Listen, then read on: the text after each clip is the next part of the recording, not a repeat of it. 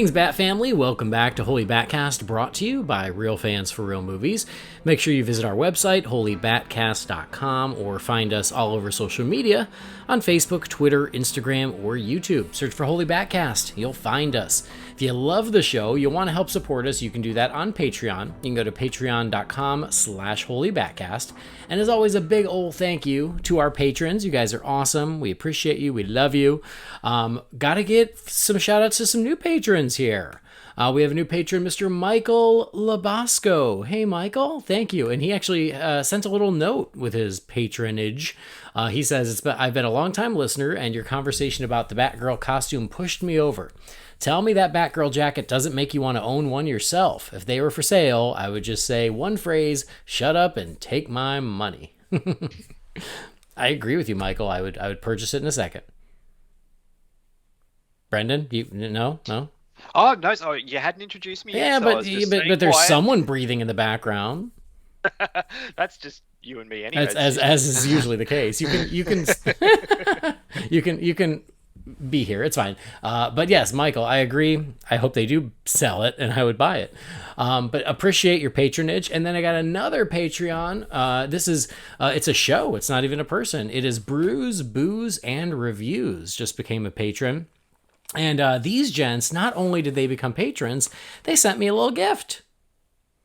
It was very nice. They didn't send you shit, but they sent me a gift. So, sorry. Yeah, I was going to say, I'll just go for myself then. Yeah. as usual. Yep. They sent me Fury of Firestorm, and oh my god, I posted it on Twitter, and I can't even remember the issue number, but I can tell you right now. Fury of Firestorm number 24 from 1984, but the reason they sent it is because it included a sneak peek of Blue Devil. Blue Devil. I knew that was coming. Yeah. So, love that. Love that. Immediately put it in my collection. It's terrific. And so I got to give a big thank you to these guys, Blues Clues, Booze Reviews. It's the new show. Brews, Booze, and Reviews. And a big thank you to Ryan. Ryan's the one I've been talking to over there. Thank you again for the gift. Thanks for thinking of me. That's super thoughtful. And thank you for becoming a patron. So if you guys are out there looking for other shows to fill in your spare time, give Brews, Booze, and Reviews a try. They're super nice fellas and very generous as well. So thank you for that. Anyway, what else? I haven't even finished the intro and went into all this other stuff. We're part of the Real Fans Podcast Network. All those shows, as always, are at rf4rm.com. And as always, I'm Andy. You know this. I'm on Twitter, Instagram. It's my name, Andy DiGenova. It has been 2 weeks since our last episode. I feel like I'm in confession. It's been 2 weeks since my last confession. I don't know. Do they really say that? I'm not Catholic. Do they really say that, or is that just a movie thing? Yeah, I haven't done it for a very long time, but yeah, I'm pretty sure they still do. Okay, all right. I learned that. I mean, I just assume. Anyway, it's been 2 weeks since my last podcast, and so we got some catching up to do. Quite a bit going on because there's a little movie coming out before we know it in just over a month's time, and so tons of promotional stuff for the Batman. We're also going to review the next episode of Batman Beyond, and joining me, you've already heard his voice. It's okay. Jamie's sitting this one out because he has a date with a bunch of muscular, sweaty men. And leather and padding. And padding and jock straps and helmets. He's watching football. But I like my version of events better. So he's sitting this one out, and Brendan, I'm glad you were able to make this work. Oh, look, it's great. It's really worked out well because it's Monday morning here already. And normally I'd be working, but I've got today and tomorrow off. So I've got myself a 4-day weekend for my birthday. So I was able to make the time. And happy birthday. Or thank you. Shall I say, happy birthday. Thank you. The 4 people who'll get that reference. No, there's a few. There's a few. We got 38 tomorrow, so 38. I may as well have a 4-day weekend and have some fun. Okay, that's great. Good for you. Happy birthday. Your gift's in the mail. It's my paycheck for the It podcast, is. right? It is. It's your monthly paycheck for all the hard work you do on the show. So be on the lookout. I did get some cash from my family when I was up there on the weekend, so when I finish recording, I'm planning on hitting up some record stores. That's fun. Do a little bit of record Oh, shopping for my that's right. birthday. You're like all in on the vinyl. Yeah, I love it. It's good fun. Yeah. Okay. I was like, record stores. Oh, that's right. That's right. The vinyl. I get it. I'm Yeah. dipping my toe in the vinyl, but I'm still not committed like you are. It's funny, like I didn't plan on doing this. It just kind of happened, and I got okay, well, here's the story. So Jess ordered me a Michael Myers bust for Christmas 2020. And they were delayed, so she had to kind of like scramble to get me another Christmas gift, and she was panicked, and she sort of told me, she didn't tell me what it was, but she told me that the gift wasn't going to arrive, but it might arrive in time for my birthday, and she didn't know what to get me. And just randomly, I hadn't even been really wanting one, to tell you the truth. Randomly, I was just like, you know what, I actually wouldn't mind a turntable. Like, I've got a couple of vinyls and I can't really play them. I had like this really shitty one from like a couple of years ago, but like they had like these nice portable ones that look like a suitcase, and I was like, that'd be pretty cool. So she ended up getting me one, and then early in the new year, I went to a secondhand record store and got a few records, and I was like, that was really fun. Like, it took me back to being a kid, and then it's like anything, dude, that essentially that are our lives anyway, but nostalgia just kicked in big time, and it's I find it really fun and addictive. Like, just it's because I remember back in the day, before digital music and stuff, like if you wanted something, you had to hunt for it. And like if it was an older album or single, like you'd be driving around and you'd see a secondhand store and be like, oh, I got to stop in there. And I hadn't done that for 15, 20 years. And now it's that really fun. You don't know. It's the hunt. You don't know. I walked into a record store a few months ago and they had the Ghostbusters 2 soundtrack. And I was just like, I've been looking everywhere for this, and it's really expensive on eBay and no one seems to have it. And there was one copy there, and it's like, I'm getting, it's that you never know what you're going to get. Like, it's shopping isn't like that anymore. Yeah. So that part of it I really find addictive. And then, getting vinyl copies of albums that I grew up loving, like, the new the new vinyl, not just secondhand, but yeah, it's good fun. It really is. All I mean, right. I'm not that kind of person like, oh, it sounds better and I'm a vinyl snob. It's just like, it's no, fun. I just really get the fun out of it, like going on a hunt again, like we used to when we were kids. It's great fun. Yeah, no, I agree. That's why I've dipped my toe into it, is because it is fun. But yeah, like I've noticed that when I play the vinyl, it's like I'm like, all right, this is great, and I'm like, oh shit, it's time to flip it already. Like, it's so quick. So yeah, you got to be some really are. paying attention. But it's fun. I've had fun like eBaying old Christmas albums, because for some reason I feel like old Christmas music sounds better on vinyl, because at that way the crackle and everything just it's like a time machine. I love it. Actually, yesterday I was out, and we will talk about Batman in a second, but I was at a eventually we got to get to actually talking about DC. Yeah. People have already turned this shit off. I was at a toy store with my mum because it's Henry's birthday in 3 months, and she wants to get him a little toy piano, so we were sort of looking for that. And I found a Fisher-Price little kids turntable that has these plastic discs that play music and stuff, and I was just like, and I took a photo of it and came home and showed Jess, and she's like, oh, we've got to get him that. She's like, so he can have a record player like Daddy. And I was like, yeah, so we're going to get him the record player to put with his birthday present in April. Awesome. All right, let's move to DC. I'll tell you what, though, I do have the Mondo vinyls of both Batman and Batman Returns, and those are beautiful sets. So that is don't have Batman the Mondo, focused. and I don't have Batman Returns yet. I'd like the Mondo. Ideally, I'd like to actually get one of the original vinyl releases for that, but they're like hen's teeth, so I might just have to pony up the dough and get the Mondo at some point. But it's the only Batman soundtrack I don't have from the original 4, actually, is Batman Returns. Wow. Yeah, the artwork is so beautiful. Like, it's so pretty, I almost just want to frame it, but I also want to play it. So yeah. Anyway, let's talk some DC. The first little bit of news, it is Batman adjacent, but it is a piece of news that I didn't even see until I started pulling stuff up from this episode. So this one I feel like kind of flew under the radar, but I actually am kind of looking forward to it. The Flash is getting a movie prequel comic starting in April.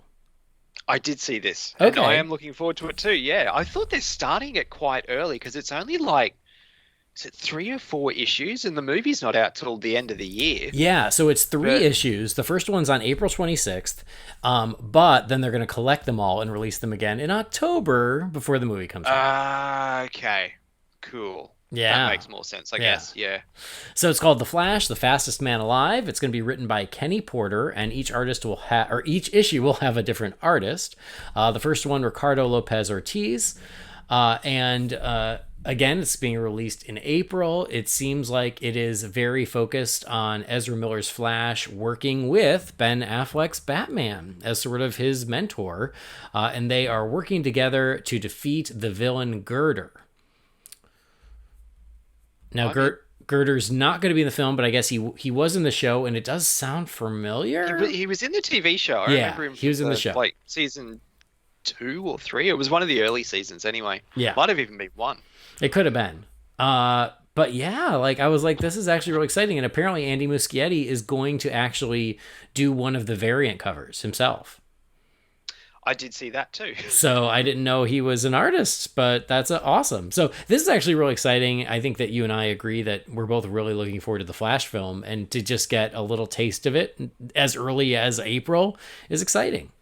Yeah, it's the one I'm most excited for. Yeah, so I think that's really cool, and the fact that it's very Batman centric and the Flash, and there's even a piece of artwork that was released with this, and it is very much Ezra Miller as the Flash, and then Batman is sort of in the background, jumping, like leaping from a building with the cape outstretched as Batman should, because that's how he looks the coolest. But it does feel like that is the Affleck version. Mm-hmm. Yep, I can't wait. So this is awesome. I'm into it. Speaking of comic crossover adaptation things, has the newest issue of Batman 89 come out yet? It No. seems like it's been a long time. Yeah, I feel like it has been. I was thinking Like just it's been that. more than a month. Yeah, because I just got the new Superman 78, and I was like, wait, usually Batman 89 comes out before the new Superman 78. Okay, we'll just have to keep checking Comixology. Yeah, same. Anyway, The Flash, I'm looking forward to it. Definitely looking forward to the comic in April, and then the movie on November 4th. But we're getting DC content all the time, and you know what? I'm a little surprised I'm saying this, but I'm amongst friends. You know what I'm loving? What's that? Peacemaker. I'm right there with you. I'm loving it. Like It was a show I never asked for, Yeah. ever wanted, but it's fun. yeah, like I mean, go back and you listen. I just couldn't muster that much excitement. Whereas it was just like, oh, I'll watch it, but it's really damn good. And I've gotten to the point is. where I can always tell that I love a show when I think to myself, oh, the new episode's out tonight. And that's Yes. how I have gotten with Peacemaker. So I was like, oh, new Peacemaker comes out Thursdays. So all weekend, I'm like, Catherine, there's a new Peacemaker. We need to watch the new Peacemaker. And I had family in town, which is why I didn't have a new episode last week. Apologies, friends. But yeah, like when the new episode drops, I can't wait to watch it, which means I'm really liking the show. I think I like the show better than I like the movie The Suicide Squad. I'm like that with it. I have to be honest. I think I'm done with the Flash and Legends of Tomorrow. I've stuck with them for as long as I can. It just kind of feels like homework now. So I've lost the excitement there, but I'm definitely feeling the same with Superman and Lois. Oh, nice. Maybe even a little bit more than Peacemaker. Great. I freaking love that show. It's so good. And there was a reveal in the latest episode that was just like at the end. But yeah, it's both of those shows are the ones I look forward to every week. They one night after each other too, or at least they are over here. So yeah, Superman and Lois is Wednesdays and Peacemakers is Thursdays. So it's yeah, that little weekly bit of excitement, which is great fun. That's awesome. Yeah, I have not started season 2 of Superman and Lois. I need to. It's one of those things like Stargirl.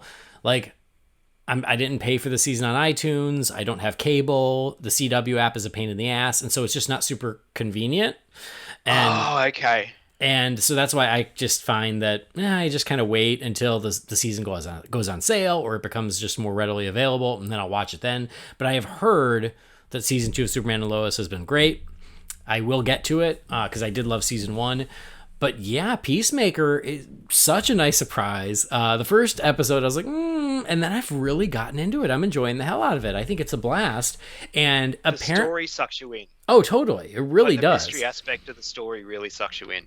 And y'all know I was really mad at the Peacemaker at the end of the Suicide Squad, where I was like, I don't know if I'm going to like him, but I really like him. They do a really good job of redeeming him, and they do it pretty quickly because they know that you've got to be on his side through the entire show.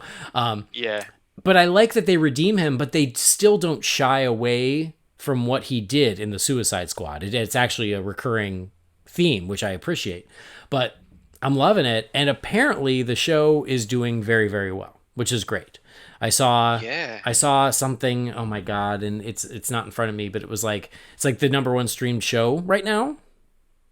Which, you have to remember there's currently a Star Wars show running. Yeah. So it's pretty impressive. And for, again, a spin-off from a movie that wasn't really well liked, I guess, or even seen.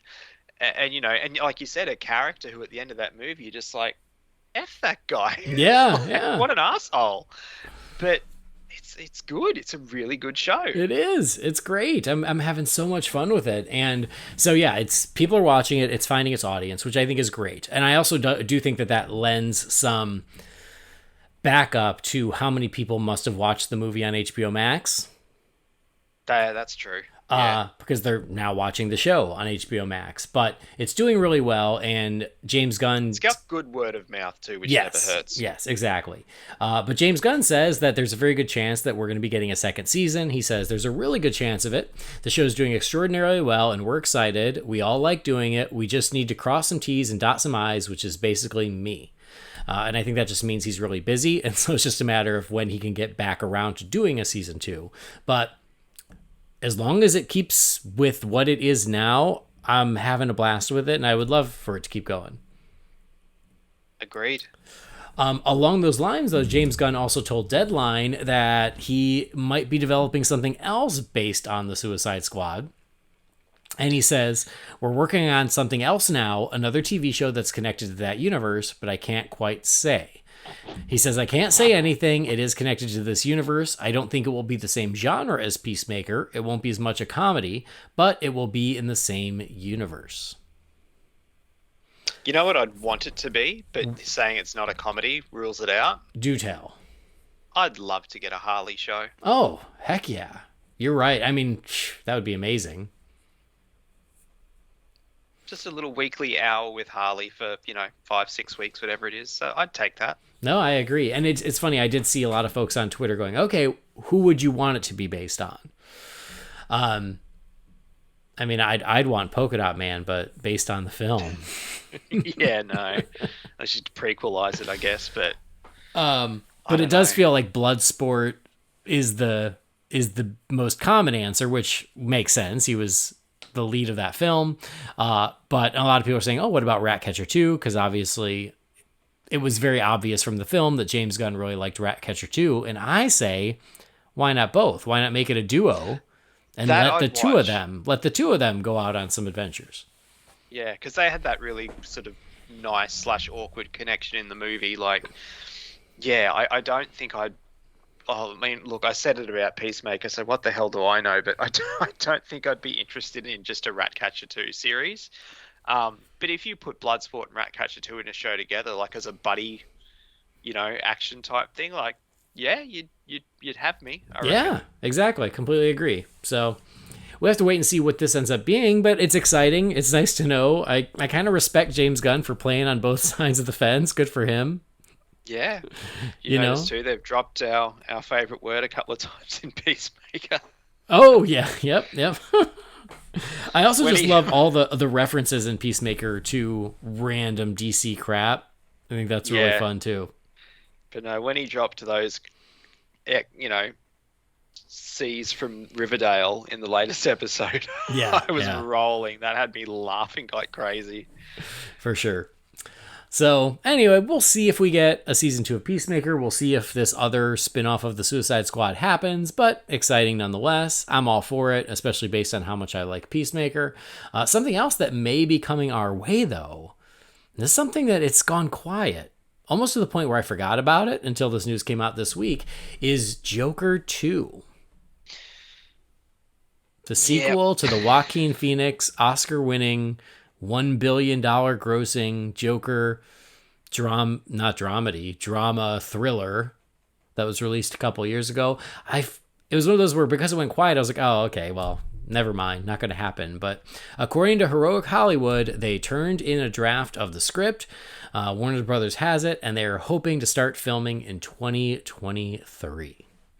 This is one of those take it with a grain of salt, but certainly possible. I mean, it's a $1 billion movie, so of course they want a sequel.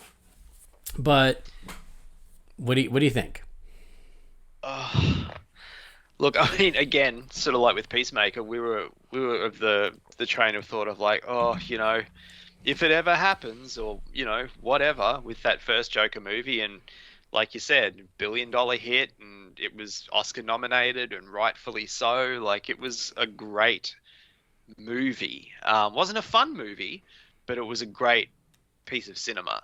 And I don't know, it's the kind of movie that wouldn't ordinarily get a sequel. Like, if you look at just that kind of, like you said, drama thriller, it's very much a self-contained story. It set out, like, it achieved what it set out to do. I don't know if I want a sequel of it. I personally, I did really like the first one. It's not a fun comic book movie that I revisit often, but the maybe 4 times that I've seen it since the cinema, and there's usually quite a bit of time between those viewings. Each time when it's over, I'm like, shit, that's good. Like, that's a really good movie. Like, to take this genre and do that with it, like, hats off to Todd Phillips. Like, that was a really solid piece of cinema. But I don't sit there going, gee, I want to know what happens next. Yeah. Because the issue is, where that movie ended is, well, what happens next kind of has to involve other characters. And I don't know how it works without those other characters. Obviously, the big one being Batman, because I don't know. I mean, do they introduce like their take on, say, a Harley character or something? I don't know. Like, I don't know what it would be, and I don't know if it's something I would want to see. But again, we were just talking about Peacemaker, so what do I know? Yeah. Well, I agree. I mean, and I didn't even love the first movie. Yeah, I liked it more than you did. Yeah, I appreciate what it did, and I certainly appreciate the success. I don't think it's a bad movie. I just didn't think it was really... it really wasn't for me. So I have not revisited it once. I did buy it and have not yet watched it since the theater. So I certainly don't need a sequel. Would I still go it? Of course I would, because I'm going to go see every DC movie. It doesn't matter. But yeah, so it's one of those where I'm like, I'm certainly not chomping at the bit for it, and I don't even need it. When it went quiet, I'm not going to shed any tears about it. But if it happens, it'll be interesting. To your point, I just don't know where we go from here. There has been some murmur out there, and I don't know. I can't tell if it is rumor or just fan speculation or just fan wish list. But what's being said is Lady Gaga as Harley Quinn. I mean, it reminds me of the Madonna as Harley Quinn Yeah. from the late 90s. Yeah. But I'd be more down for a Lady Gaga Harley Quinn than I would have been a Madonna version. Mm-hmm. Because, no offense to the Madonna fans, but Lady Gaga is certainly a better actress than Madonna. Yeah. Look, I'd be down for that. I mean, the age gap's right. I mean, because he's an older Joker. That's actually really, I hadn't heard that, but now that you've said it, I'm actually kind of down for it. That would get me really intrigued. Yeah, me too. I'm totally down for that. I love Lady Gaga. I think she's awesome. I think she's incredibly talented. So I am all for it.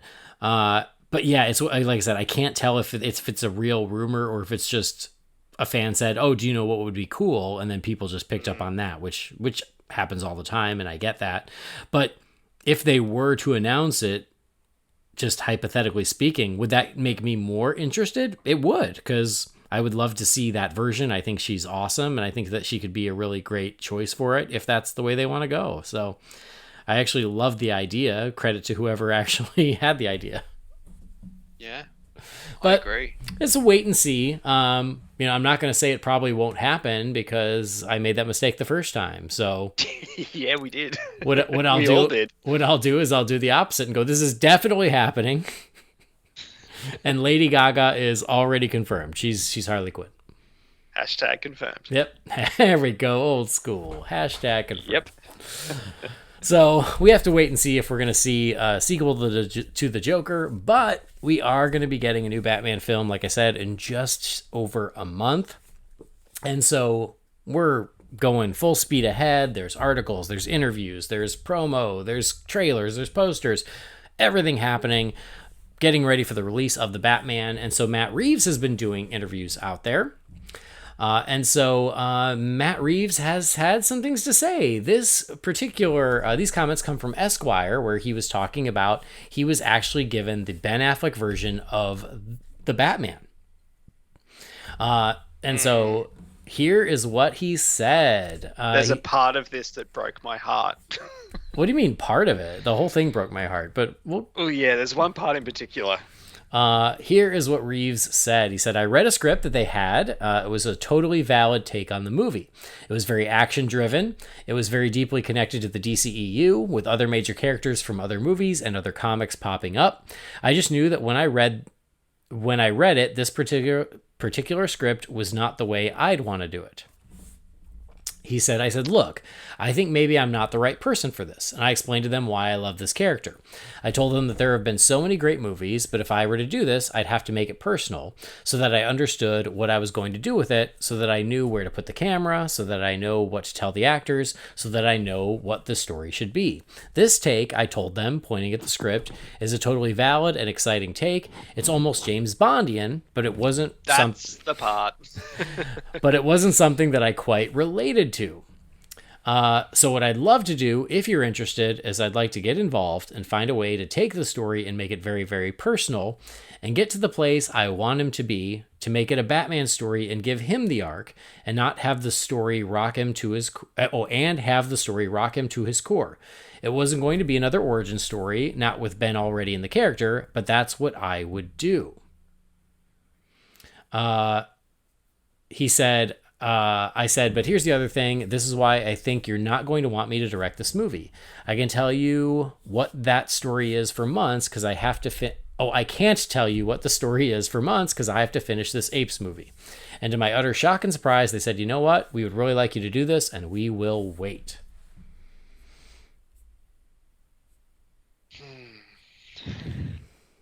Sliding doors moment, isn't it? Yeah.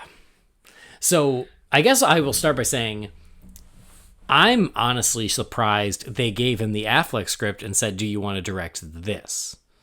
Because I was always under the impression that once he was in, we were starting from scratch. I never bought the story that he was going to direct Ben in the solo film. I just never thought that was going to be the case. But it sounds like that when the talks began, that was a potential way to go. So I'm actually surprised they gave him the Affleck script and said, hey, do you want to direct this? So that was interesting to actually get confirmation of that. But I will say everything he says about the Affleck script sounds great. And it's a bit of a heartbreaker for me that I'm like, man, that sounds like a really awesome Batman movie. Obviously, he didn't get into specifics, but just him saying it's action driven, it's James Bondian. There are a lot of other characters from the comics and from the other films. It's very DCEU based. All that stuff. I'm like, I like all that stuff. All that sounds really good to me. I know this is the thing. Like, I have to say it again. I'm looking forward to the Batman. I really am. But, you know, again, it's no secret, listeners to this show, a lot of what you and I have seen just isn't exciting me in the way that a Batman movie usually does. hearing that quote, that got me excited Yeah. for a Yeah. potential Batman movie. Like, and I'm not saying that to be an asshole, or I'm not saying that to shit on the movie we're about to get, because I'm not lying right now. I'm wearing my Robert Pattinson Batman shirt that I got from Fandom in 2020. I'm looking forward to that movie. I saw the action figures in the wild for the first time yesterday, and I got quite excited seeing them. They didn't have the Batman one because I don't think he's actually released here in Australia yet, but they had shitloads of Catwoman and Riddler and the bike and all that kind of stuff, and I was excited. Um, but yeah, how he's just kind of like, I don't think I can direct this movie. Part of me is just like, well, why didn't they find someone who would? Because that's years ago, Yeah. that happened. Like, we could have had that movie, and his movie could still be coming out at this time. You know what I mean? Like, Yeah. Yeah.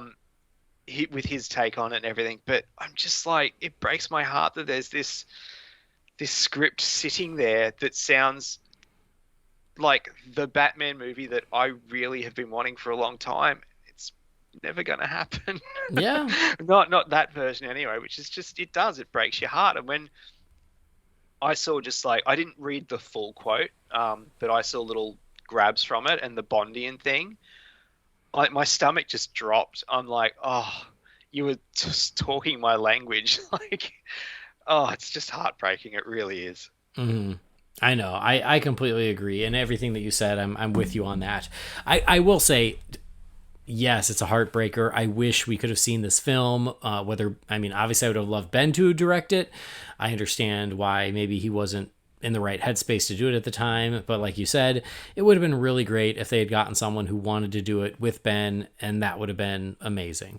But I do respect that Matt Reeves was aware enough to go, you know what, like, this isn't the one I want to make. I don't want to come out and just be a gun for hire for you if I can't feel personally connected to the material. I don't want to spend 3, 4, 5 years of my life on it. So I respect that he stuck to his guns and knew what he wanted to do, and that, to Warner's credit, they said, fine, then we'll wait. That's okay. Then if that's what you want to do, we'll go from there. So it's a weird thing where, yes, if I had my preference, the Ben script sounds really exciting, and I wish that would have happened. But I respect Matt Reeves as a creative, as a filmmaker, that he put it all on the line and said, if you want me to do a Batman movie, here's how I want to do it. And if you're into that, great. And if not, that's okay too. What's funny though is, do you remember when all these talks were taking place, there was a story of like, oh, Matt Reeves walks away from negotiations. I do. And then Yes. a day or two later, it's like, never mind, he's back on. And this, I think, pretty much outlines how that went down. You're right, actually. I hadn't thought of that. Yeah, so I get, I get that perspective, and again, I understand, as a director, as a creative, he wanted to make the Batman movie he wanted to make, and I've got to respect that. Oh, for sure. So it's just interesting. You're right. There's a sliding door where it went very differently. It's funny how things still carry over from old versions, though. Like, Batman Begins had the Scarecrow in it, and it's common knowledge that Scarecrow was next in line. If they had have made Batman Triumphant, or whatever it was going to be called, Batman 5, this Matt Reeves movie has kept the title. Like, the Batman was always the title. So obviously, I think that's something that Warner might have been married to, was the title being the Batman. But yeah, it's just funny how, like, there's completely different takes, completely different directors, everything's completely different, but there's still some holdovers from the versions that were, looking at being made before. Mm-hmm. Yeah, for sure. Well, he talked a little bit more about what he did make, not just what he didn't. And so this is still from Esquire. He talked about a few things. He talked about the death of Bruce Wayne's parents. He said, "We've seen it so many times. It's been done too much. I knew we couldn't do that." Okay. So that's interesting. I think me and Jamie talked about it on the last episode, as we were 100% expecting to see it one way or the other. Which, I don't want to jump ahead or anything, but there's, obviously we're going to talk about it a little bit later on, but there was a scene that's been released, and in that scene, like, there's a moment where you just kind of like, I mean, that could almost be his take on it. You know what I mean? Like, what just Bruce that. yeah, you know exactly what I'm talking about. We'll keep that powder dry, but that to me was enough of a callback to be like, okay, yep. Mm-hmm. Yep. Also, so he talked a little bit about the casting of Robert Pattinson. He said that he had him in mind ever since he saw the movie Good Time, but he didn't think he would be interested. But they had a meeting, and then Pattinson auditioned and won the role wearing Val Kilmer's batsuit. As they all do. Yeah, and he said that he wasn't surprised that the choice was polarizing. He said, the people who were excited, I knew it was because they knew Rob's work post-Twilight. The people who weren't excited, I knew it was because they didn't know Rob's work post-Twilight. Which is so funny because when that was announced, to me it still seemed like a rather quiet, I wouldn't say under the radar because people were talking about it, but it was nowhere near the brouhaha when Affleck was cast. Yeah, I agree. I expected the blowback to be far more severe because of Pattinson and because of Twilight. But yeah, I feel like I didn't see much. Not like you said, not the way it was when Affleck was cast. No. Not a lot of drama. So I feel like maybe fans are kind of sort of starting to learn. Yeah, well, you would hope. But yeah, I actually found most people's reactions to Pattinson to be pretty reasonable. There are always going to be some, but for the most part, yeah, it was not as controversial as I think we were expecting. Which is funny because, again, we talk about, the aesthetics of this movie that are kind of not for us. But, like you look at Rob Pattinson in something like Tenet or whatever, like he looks like a young Bruce Wayne. Yeah. Like that suave, or again, almost kind of Bondian look, and then you go to this movie, he looks nothing like that. Yeah, yeah. He's very grunge and emo and whatever else. It's a way to go, I guess, but we'll have to see the movie. But yeah, it's just funny. It's like when he was announced, I'm like, oh, I can see that. I can totally see that. Like, He looks like Bruce Wayne, and now, yeah, exactly, to me, it doesn't look like Bruce Wayne. Now they took a left turn, and we're like, oh wait, that's not how I pictured it. Yeah. I mean, sometimes it is. I mean, I feel like in the clip that we haven't talked about yet, I feel like, okay, that feels a little more traditional looking Bruce Wayne as compared to what other shots we have seen in the trailers and things. I just don't like the hair.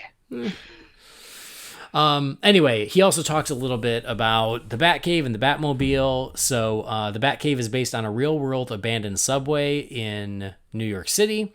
And so here's what he said about the Batmobile. He said the Nolan films... I was thinking of Ninja Turtles too. Oh, totally. the second hideout. Yes.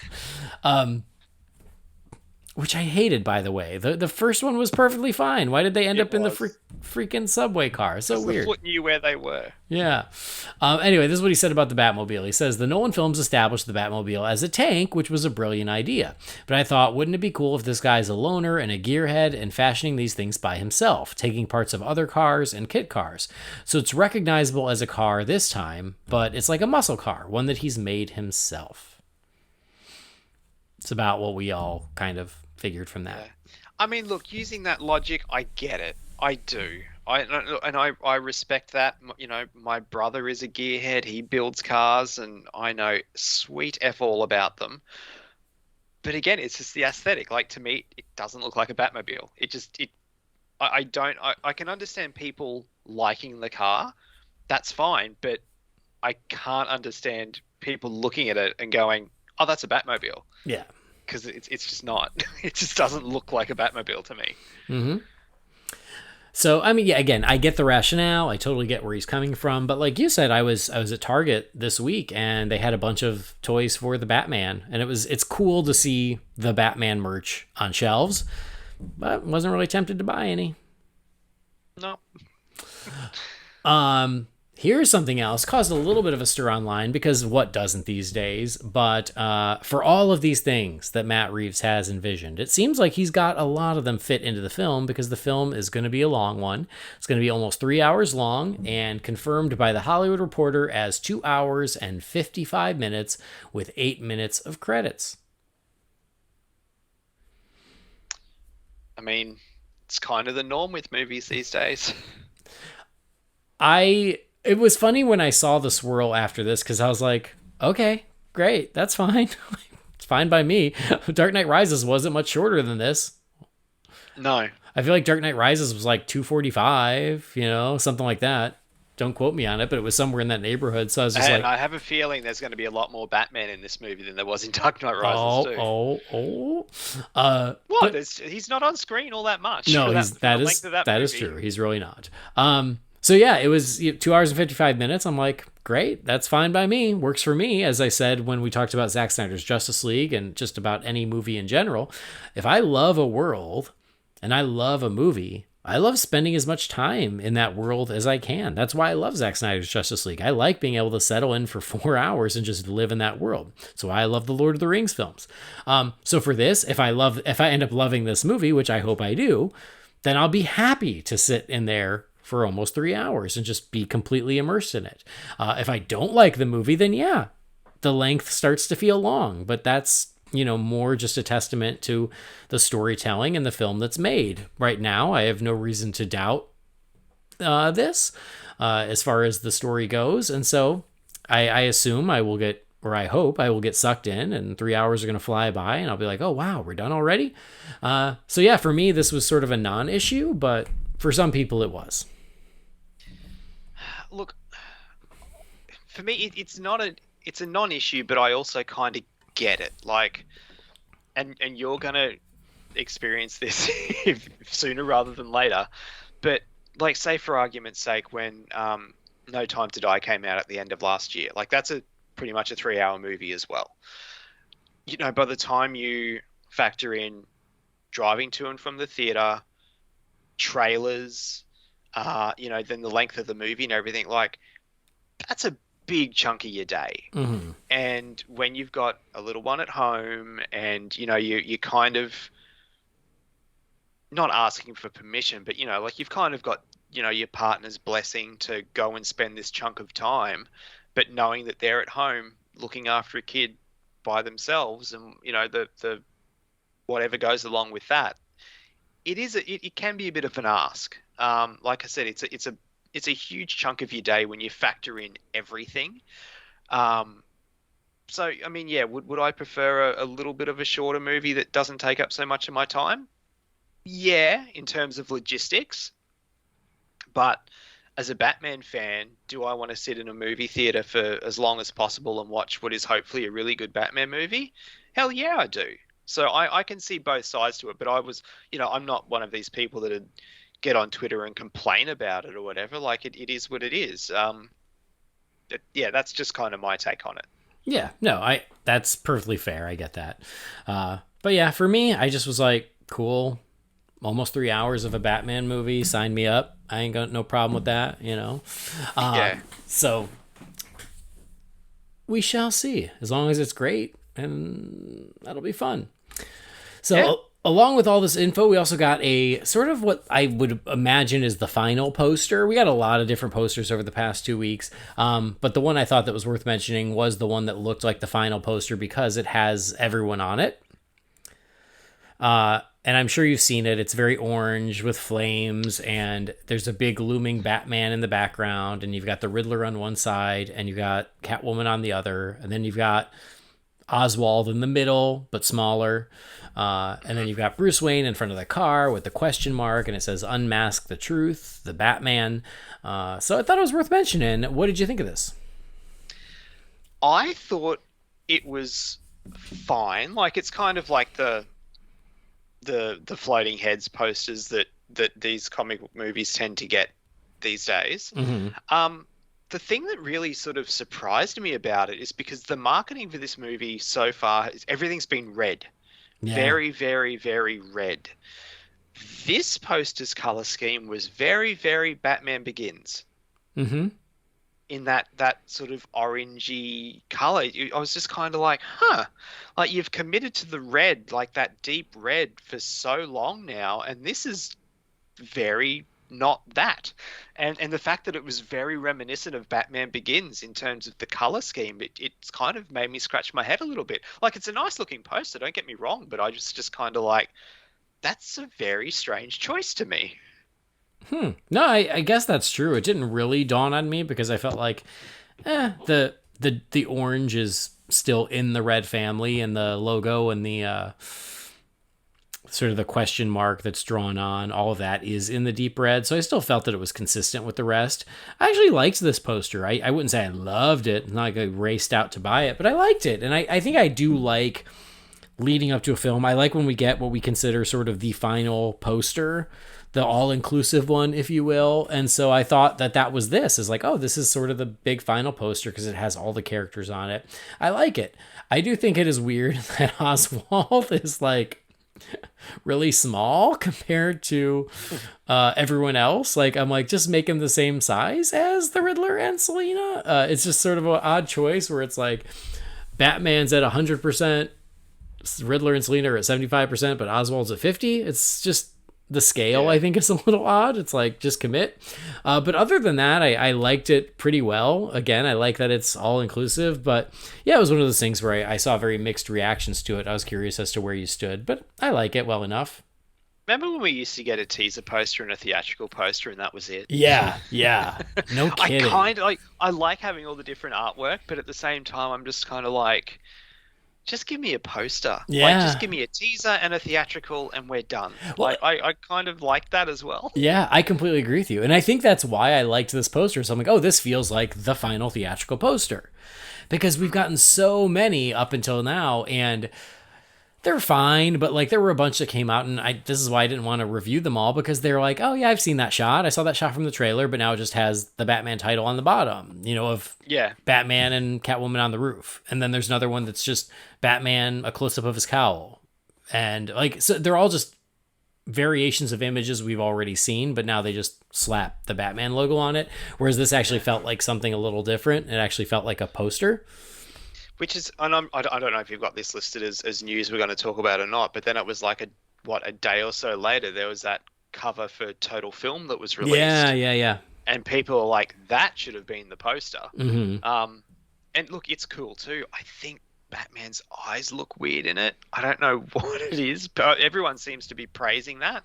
I don't dislike it, but yeah, to me, his eyes look really weird. I can't explain it any other way. Mm-hmm. But that to me looks more in line with all the other marketing that we've seen prior than the poster that they released. Again, I like both images. It's just a strange choice. Yeah. Nope, I think that's true too. I saw that too. It's like sort of smoke, but in the shape of the question mark, but then with all their faces in it. I do think it's a little more stylish. It's a little more unique than what this one is. So I do understand the fans who are like, make that the final poster, because it has a little bit more style. The other one is a little bit more generic. This one, poster. It's pretty standard. Yeah. Right. I guess it's a stereotype for a reason. Right. I mean, I feel like it's almost it's for the general public, because then they see it and then they got everything they need. They're like, okay, got it. So that's the new Batman, and that's Catwoman, and that's a car, and that is the Zodiac Killer. And so, yeah. All right. Well, aside from a new poster, another thing they did to promote, and this one I was very happy that they released early, just to give us a little something. They released the full track of the Batman theme from Michael Giacchino. Oh, of course. Yeah, you haven't recorded since that came out. We have not recorded since this came out. So we caught wind of this. They announced it on social media that, this is coming out tomorrow. As always, it leaked a little early, so I definitely heard it pretty quickly after the announcement, and then it was released officially. It was released pretty much everywhere. I just went on iTunes and bought it just so I had it, but it's on Spotify and all those things as well. But it's oh god, how long is the track? It's pretty long. I want to say it's like 7 minutes. 6 or 7 minutes from memory. Yeah, let me see here. It is just shy of 7 minutes. 6:48. Yeah, 6:48. So it is the Batman theme, or you might even call it the Batman suite, from the film by Michael Giacchino. It is available on all music platforms. Some of it we had heard before, but some of it we had not. So, have you given this a listen? I have a couple of times. It's good. I need to stress this is nothing against the piece of music, but man, the hyperbole that was floating around on the internet the day this was released, I was just like, are you guys effing serious? Like, I was seeing tweets about like, this is the best Batman theme, like it's better than Danny Elfman's '89 theme. I'm just like, they were saying best Batman score. I'm just like, pump the brakes. Like, we've heard one friggin' song, and like, it's good, but it's not like. I'm, that Danny Elfman Batman theme. It will always be kind of like the Christopher Reeve Superman theme. Like, that is the Batman theme. Everyone, different artists can put different spins on it for their movies and their take on it, but for all of eternity, like, that Batman march, like, that's Batman's music. It just is. But yeah, the hyperbole was insane. I liked it. To me, there's obviously the part in it that's the theme. Mm-hmm. But then there's like the big part with like all the strings and everything, and it's kind of like, well, this isn't.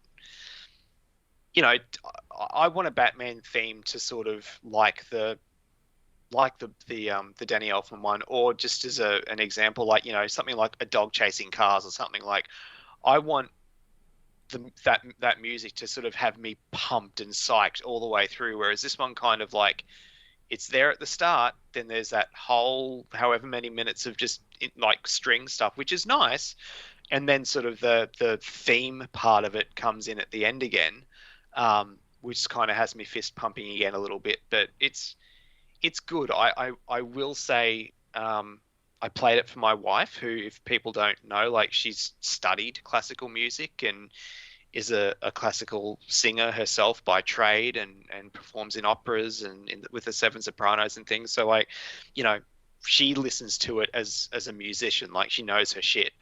And she was kind of like, it's nice, but then she went to the piano, and she was just like, straight away, she's like, I'm probably going to butcher this because I haven't studied music, but she's like, it's like the same three notes over and over. She's like, it's not really that spectacular.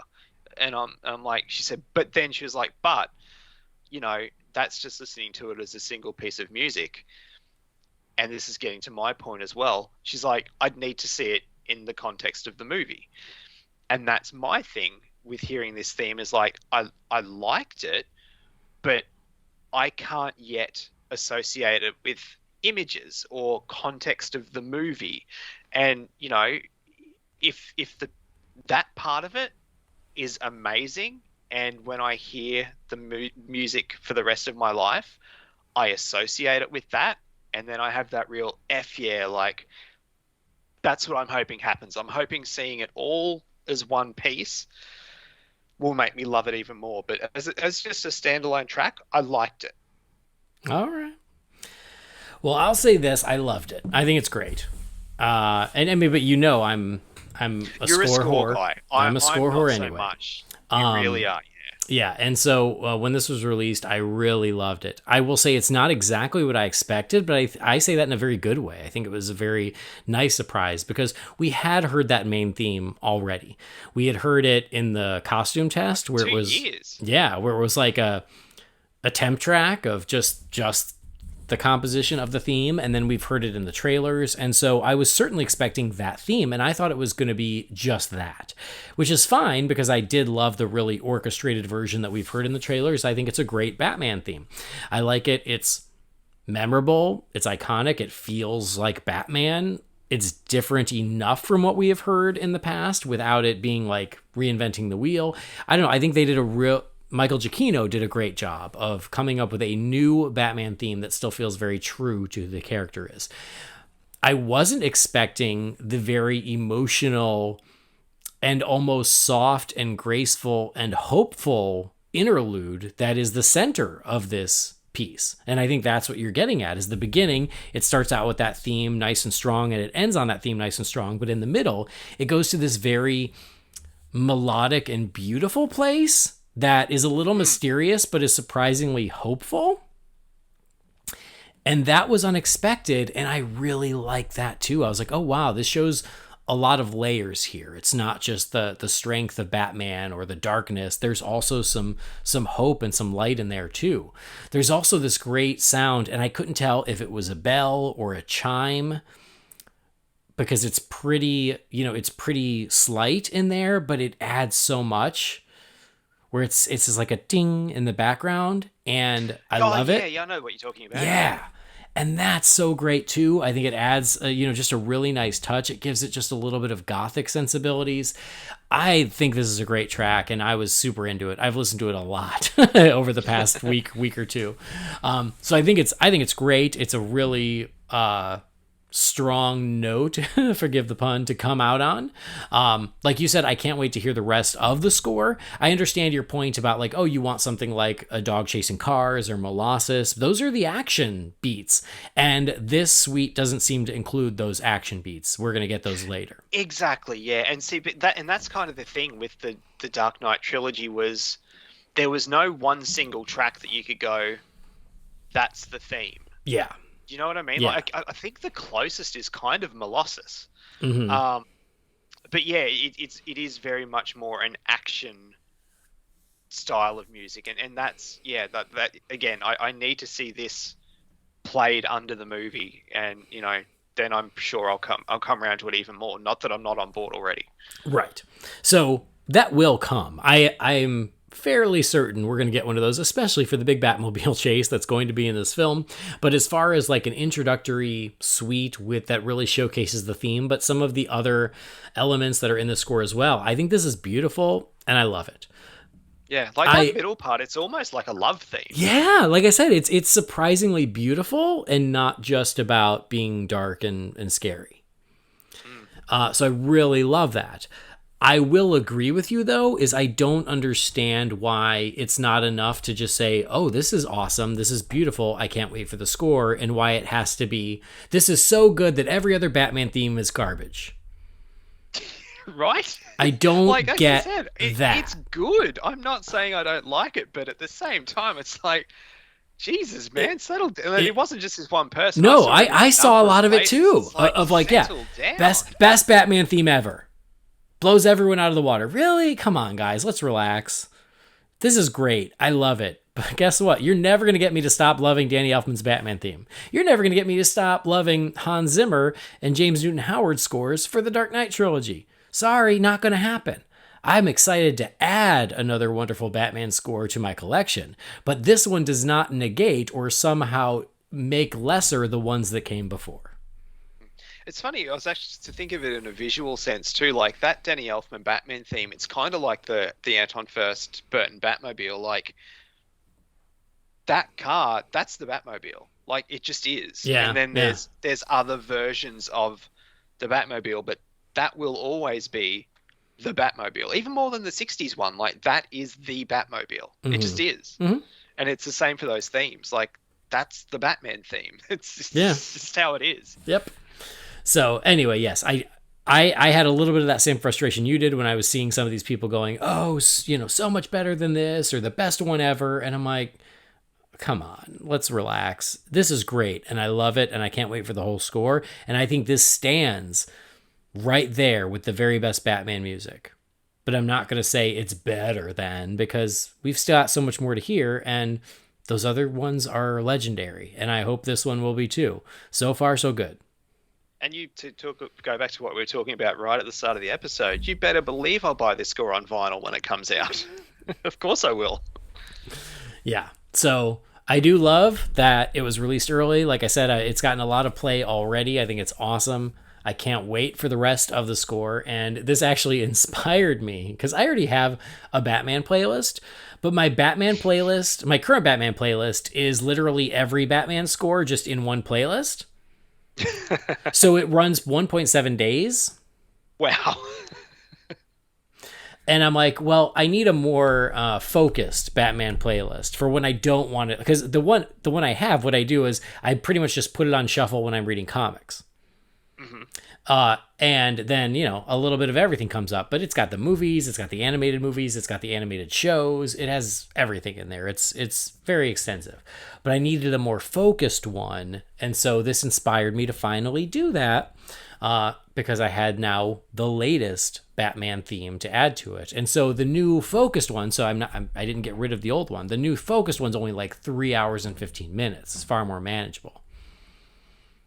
Okay, so what's is it just themes or So is it it's just movies? Or? It's just like favorite tracks from Batman scores, and it's pretty much just movies. Like I did include some from like Batman the Animated Series, but I didn't include like the animated movies, or not all of it. I included like Mask of the Phantasm, but I didn't include like Bad Blood, So it was just a little more closely curated to be, just the best of the best of the best. I've got mine on Spotify. My playlist that I made is just the music of DC, and it's only like 4 hours 8 minutes, but it's kind of what you've done. It's just like my favorites. Like it's got a bunch from '89, but it's also got the stuff like it's got the score stuff, but it's also got like the pop tracks like Prince and U2, and it's kind of all in there. So and the day that this track got released, I added it to my playlist. Yeah. Well, I have other DC ones too. I have one that's DC movies. I have one that's DC animation. There's a lot. All right, so that is the score, which I can't wait to hear more of. And then we've already gotten, as you mentioned earlier, a little sneak peek at the movie. So we have a clip that has been officially released.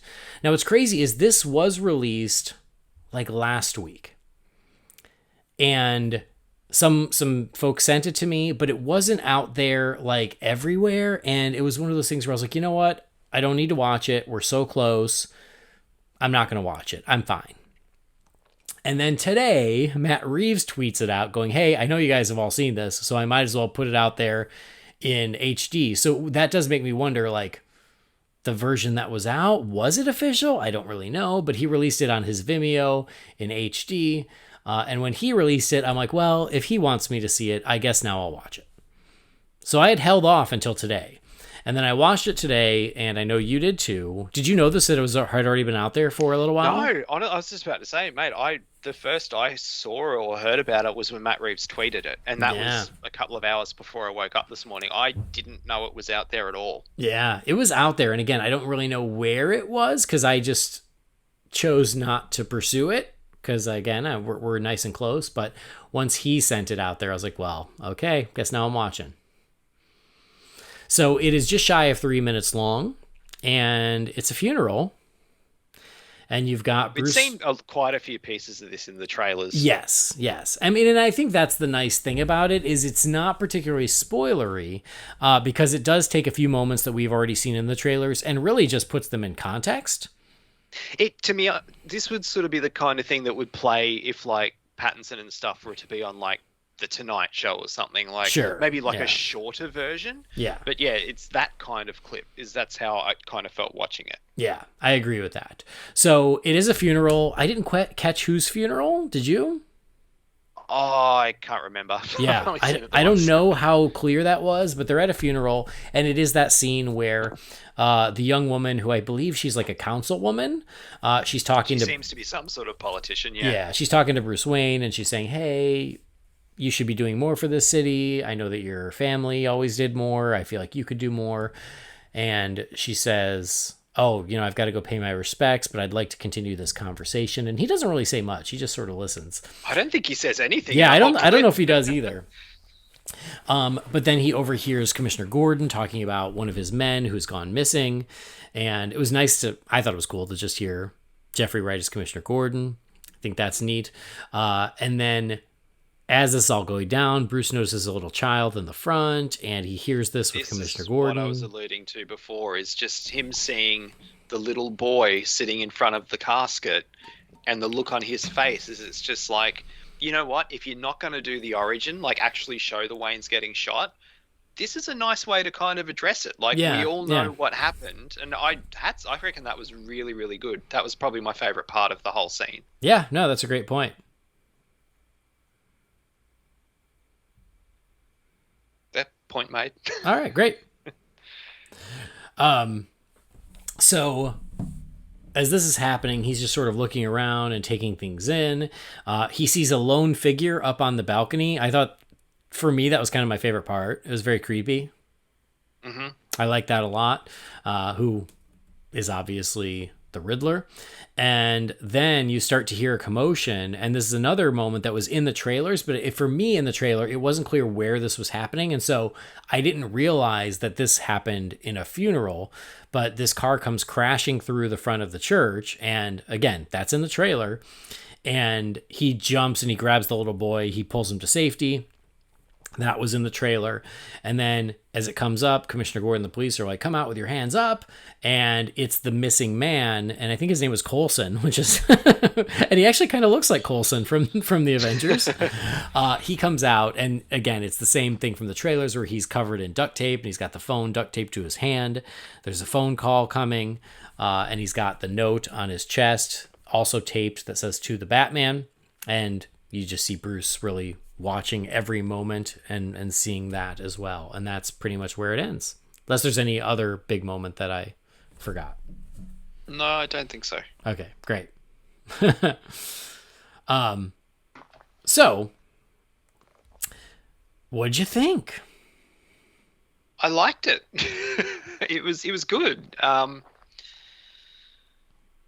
I mean, I don't really know what else I can say. Like, you've given a very detailed breakdown, and yeah, like the part that stood out for me, like I said, was him seeing the little boy at the like. Obviously, it was, I'm assuming, a parent or parents that the funeral is for, and he saw himself, paralleled in that little boy, and he ends up saving his life. That was all really, really nice and well done, and yeah, I looking forward to seeing everything in, again, like the theme. Like, I'm looking forward to seeing it all in context as a whole piece. But yeah, I liked it. It's solid. Yeah, I agree. I really liked it too. I thought it was really well done. I really liked some of the camera work. Again, I really liked the creepy shot of just the lone figure during the chaos, just staring back at Bruce Wayne. I thought that, to me, was the highlight. But yeah, I think that tonally it's very cool. It's intriguing. I liked it as well. I like the point you made about him really seeing himself in the little boy. I like that it isn't too spoilery, and it is interesting to see these moments that we had already seen in the trailer all as part of the same scene. Yep, cool. So very cool. It's out there, but the button at the end of that is that tickets go on sale February 10th. Yeah, so not far away. Along with the announcement, or the clip, is the announcement of when tickets go on sale, February 10th. So get ready. We still have no idea what. I have no idea what this is going to look like with the baby coming. Yeah. No clue. So we'll see. We'll see. The good news is my mother-in-law is here, so assuming that, Catherine is feeling well enough, hopefully we'll be able to go see the Batman, or otherwise she'll let me go see the Batman. What's funny is I have these moments, like, because you and I know each other so well and we communicate so often, sometimes I forget about the distance for just like a nanosecond.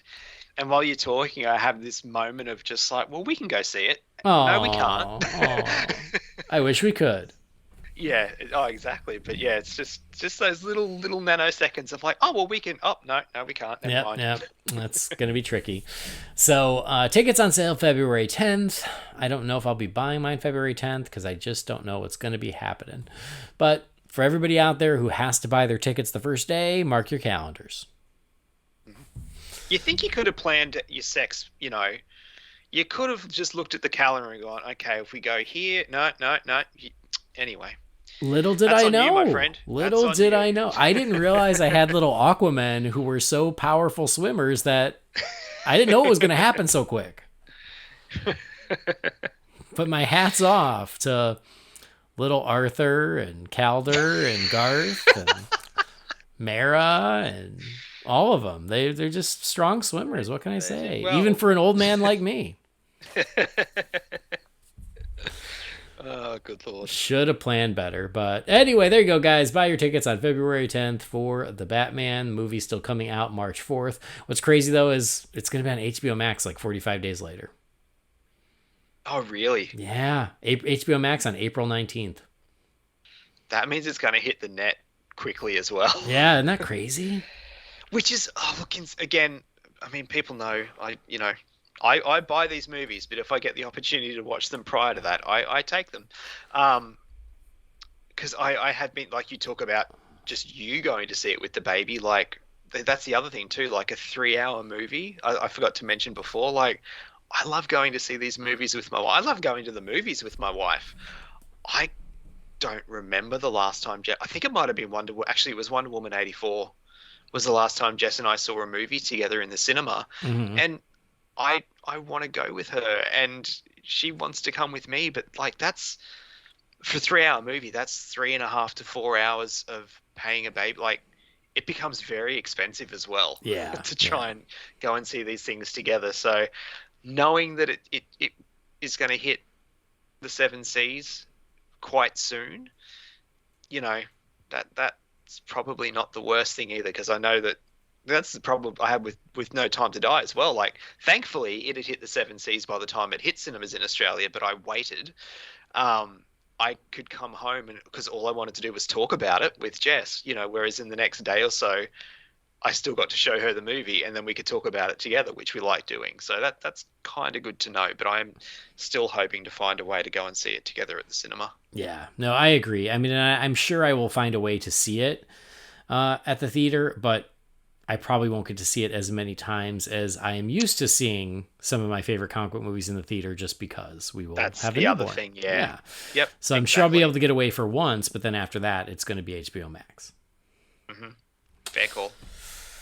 Well, it is coming our way. It's an exciting time. New Batman movie coming to us. So looking forward to that. But that's pretty much all I got for the news for this week, unless there's anything big that you can think of that I forgot, which is possible. No, because you and Jamie covered the Batgirl costume. That was like the last episode, wasn't it? Yeah. What were your thoughts on that? I liked it. I don't know what all the bitching and moaning is about. Like, I saw it. It was more reminiscent of 60s in terms of the colors and stuff than I was expecting black, like just a straight black, kind of more like I know people have made the comparison, like it's so much better, like in the opening credits of the Birds of Prey show. Mm-hmm. I was expecting something more akin to that.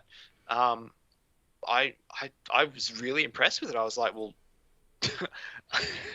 not to throw shade, but I was just like, you know what, that looks like Batgirl, which is more than I can say for some other characters in the Batman realm of things at the moment. Like it looks like the comic books, it looks like the 60s show, it looks like Barbara Gordon Batgirl. I'm here for it. That movie I'm really excited for. Yep, I agree. Awesome. Well, there were a bunch of other like spy photos of Batgirl, but I didn't feel like we really needed to cover those because they're spy photos. People, more of the same. Yeah, more of the same. People can find them if they want. But that'll do it for the news for now. But we did watch the next episode of Batman Beyond. Look at us go. We are well into season 3. So here we go. We're going to review the next episode of Batman Beyond.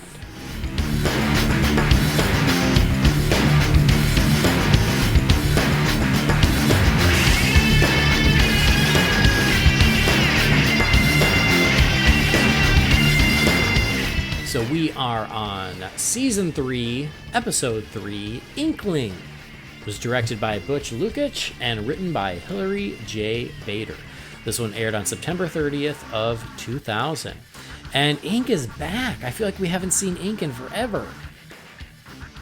Nice. Season 1? Yeah, I think so. I think it's in Season 1. But she's back.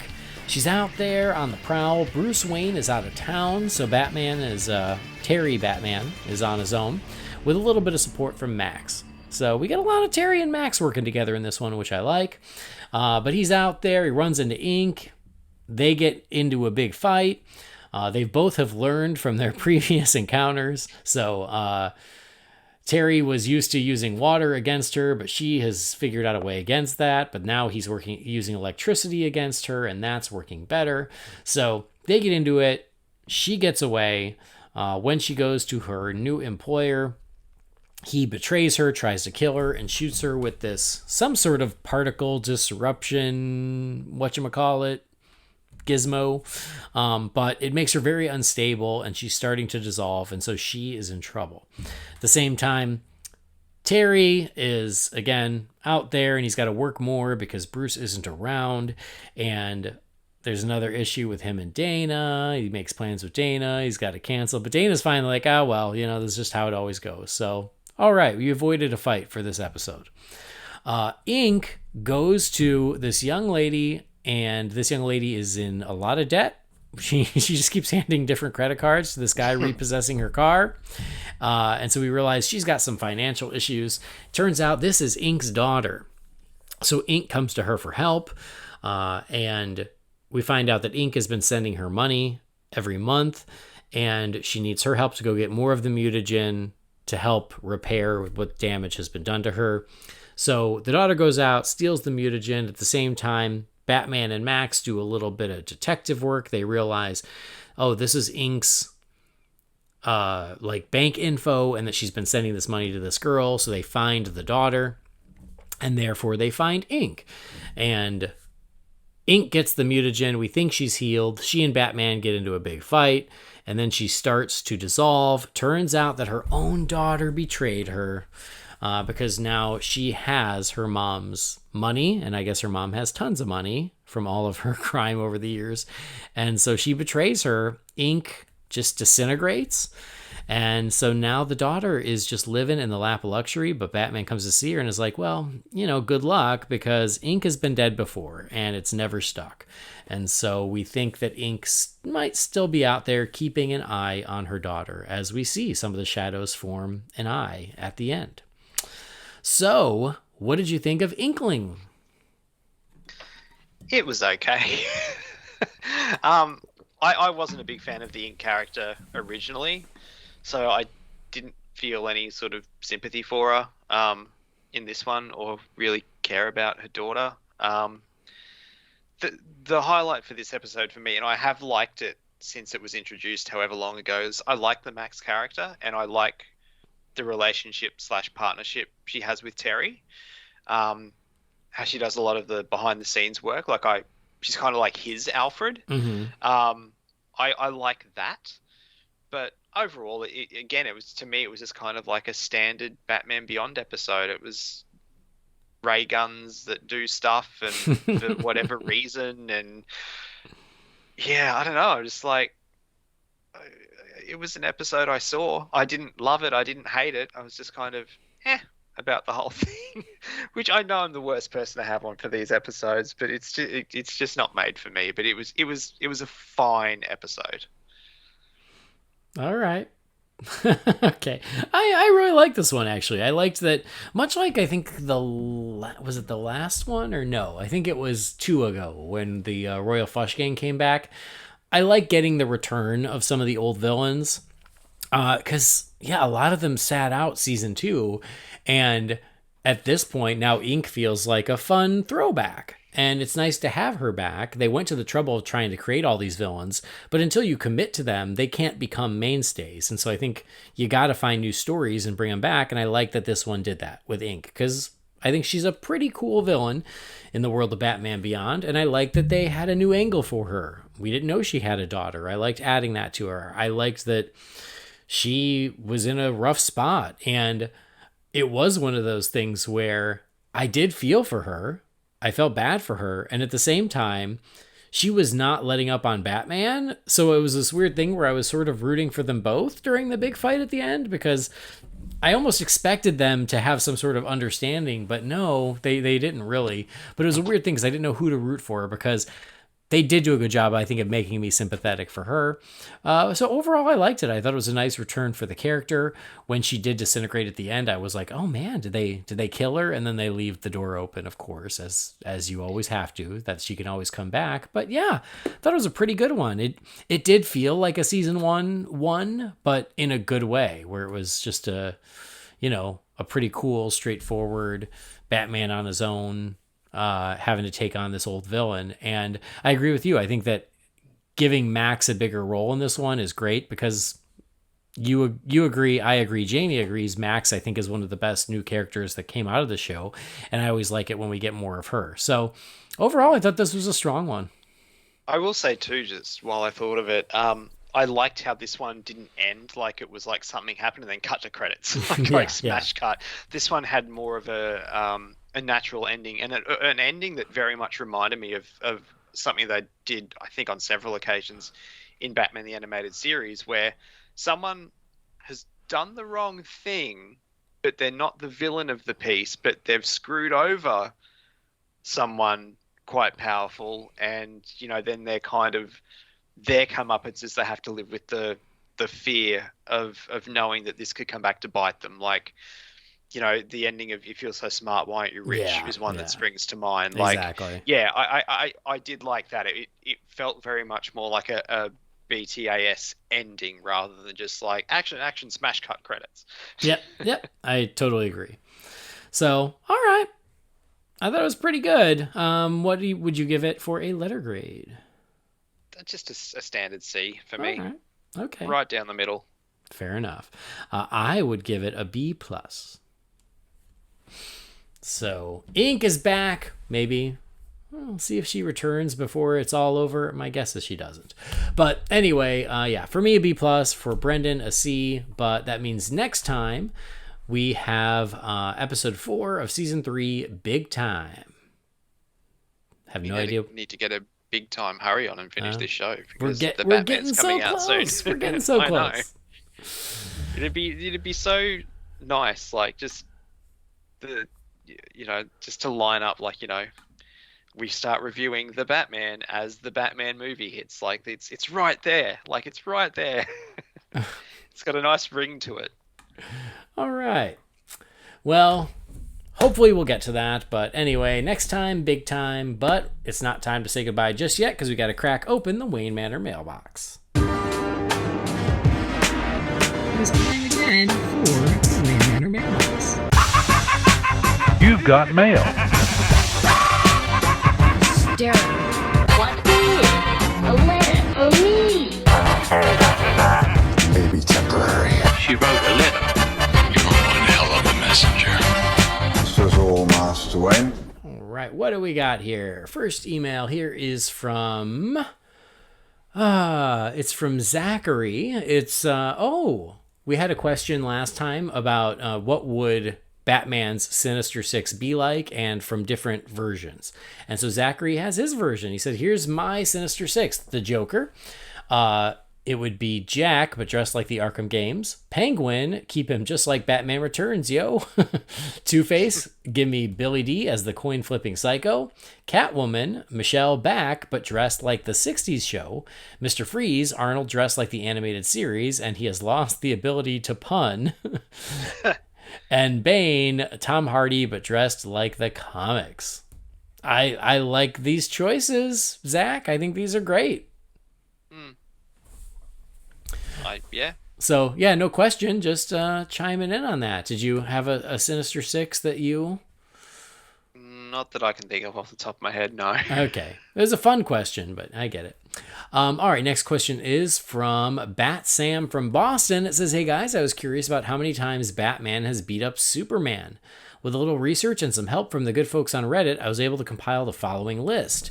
World's Finest number 240, The Dark Knight Returns, Man of Steel number 3, The Dark Knight Strikes Again, Superman Red Sun, Batman number 36, Batman Bride or Burglar, Batman the Devastator, Dark Knights, The Batman Who Laughs, Hush, Injustice, Gods Among Us, Batman Superman Volume 2, Superman Annual 1991, The Trust, and Batman v Superman Dawn of Justice. I've never even heard of some of these. How many do you know about, and do you have a favorite? Finally, I'm back to being Bat Sam from Boston, even though my daughter finds the name ridiculous.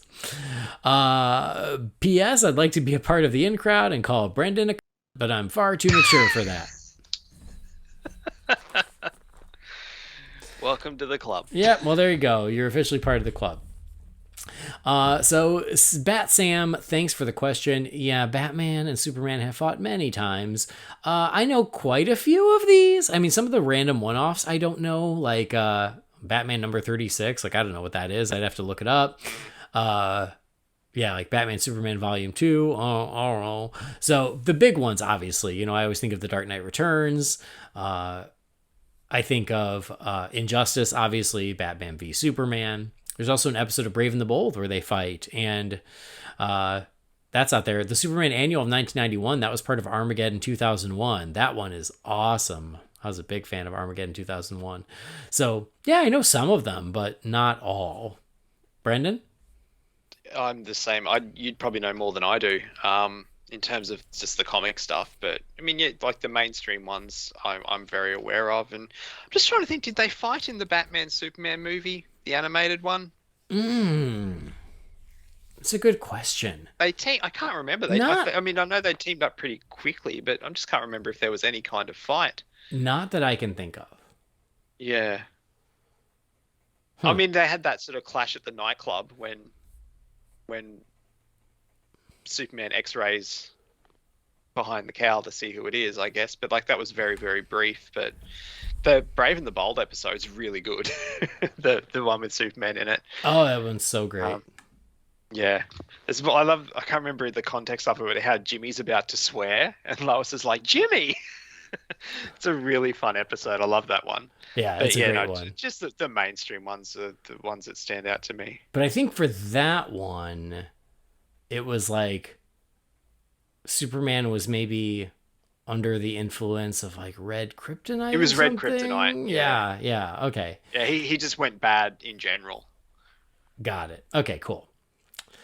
All right, next message is from Matt Wheeler. It says, hey guys, I hope you're well. I haven't written in a while, and I wanted to share my personal views on the Batgirl suit. Truth be told, I was a bit disappointed when they revealed it, but not necessarily because of the suit itself. If you ask any of my friends, they'll tell you my preference is always going to be comic accuracy, and as far as I can tell, the suit is pretty dang accurate. Thinking about it a little more, I believe my disappointment stems from everything going on with Ben Affleck's Batman. Really, ever since BVS, there have been thoughts and art and opinions about what Ben Affleck's Batgirl would or should look like. And for the most part, I was on board with all of those thoughts and opinions. However, this is where my disappointment stems from. It has nothing to do with the actress, the suit they've given her, or where they drew inspiration from.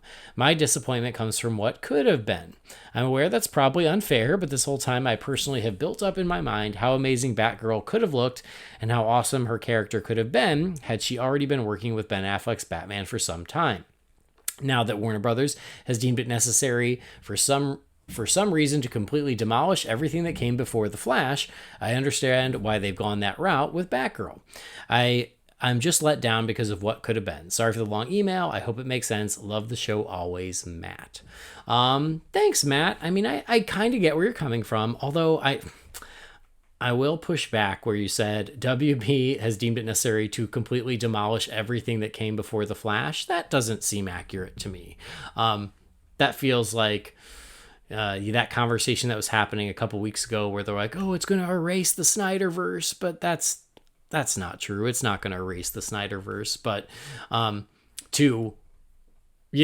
in order to have a Batgirl in universe, they're going to go with what the new status quo is, and that is no longer going to be Ben Affleck's Batman. So I get what you're saying. I do think kind of what we were talking about earlier, there's an alternate timeline where Ben Affleck's Batman continues in more movies and the Bat family ties into that. But because that didn't happen, and for a number of reasons, which we've gone into 100 times, it makes sense that this Batgirl would be tied into what is going to be the Bat universe in continuity moving forward. Yeah. I sort of cut and paste. I can't add anything more to that. You've said it beautifully. Well, great. All right. Mark Bickford says, hey guys, I've been wondering if social media had existed in the 90s, could we have organized a boycott until we got a World's Finest movie with Christopher Reeve and Michael Keaton? Just think we could have missed the Nolan films. That would have shown them More seriously, which of these do you think could have helped Man of Steel and BVS be more well received than what they were? Getting rid of the neck snap in Man of Steel, or Nolan publicly sticking around for BVS? I'm torn because I don't know if the bad feelings from Zod's death would have been outweighed by the goodwill attached to Nolan's name. What do you think? Finally, Jamie, can we take a moment to celebrate that not only is Aaron Rodgers going home, but the Packers only have 10 men on the field for the last field goal? Have a great week, Mark. Thanks, Mark. I'm sure Jamie at home is agreeing with you. I can't comment. So what do you think, Brendan? Do you think what could have helped Man of Steel and BVS be more well received? Getting rid of the neck snap in Man of Steel, or Nolan sticking around for BVS?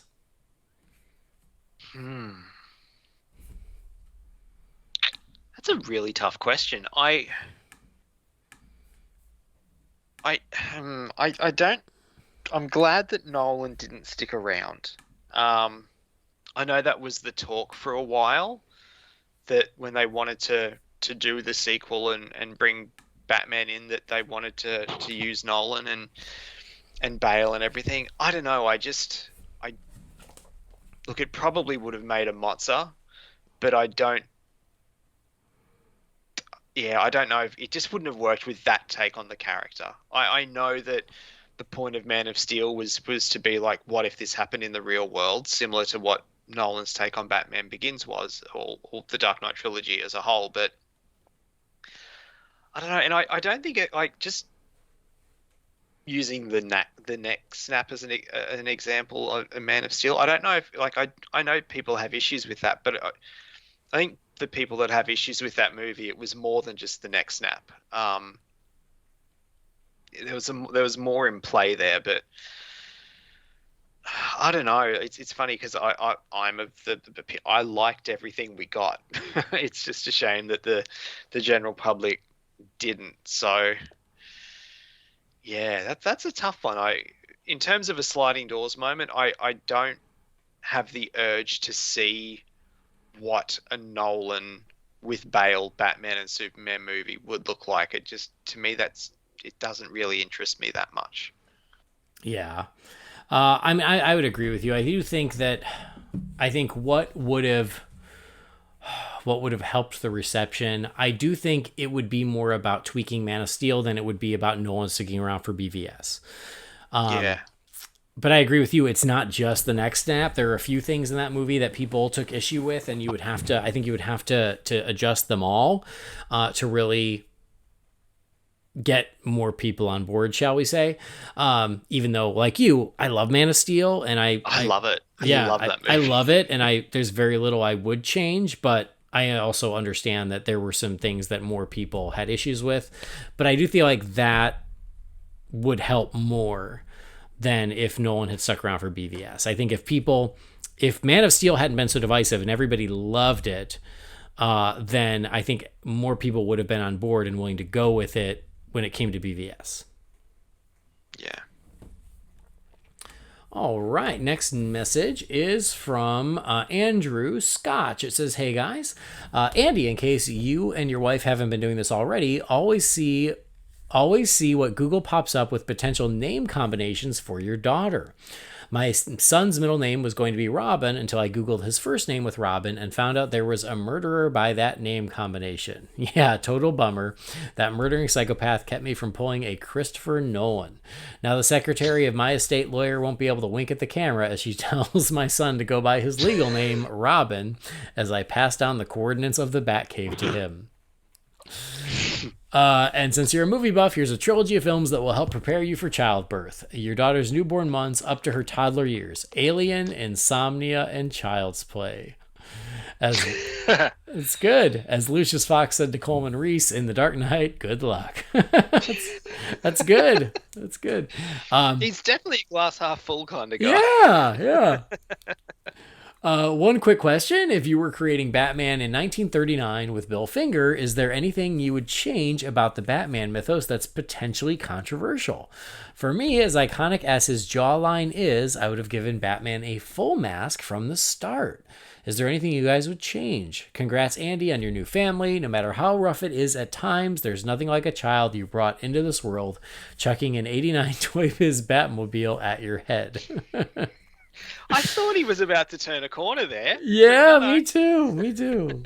Andrew, this is delightful. I appreciate everything here. Okay.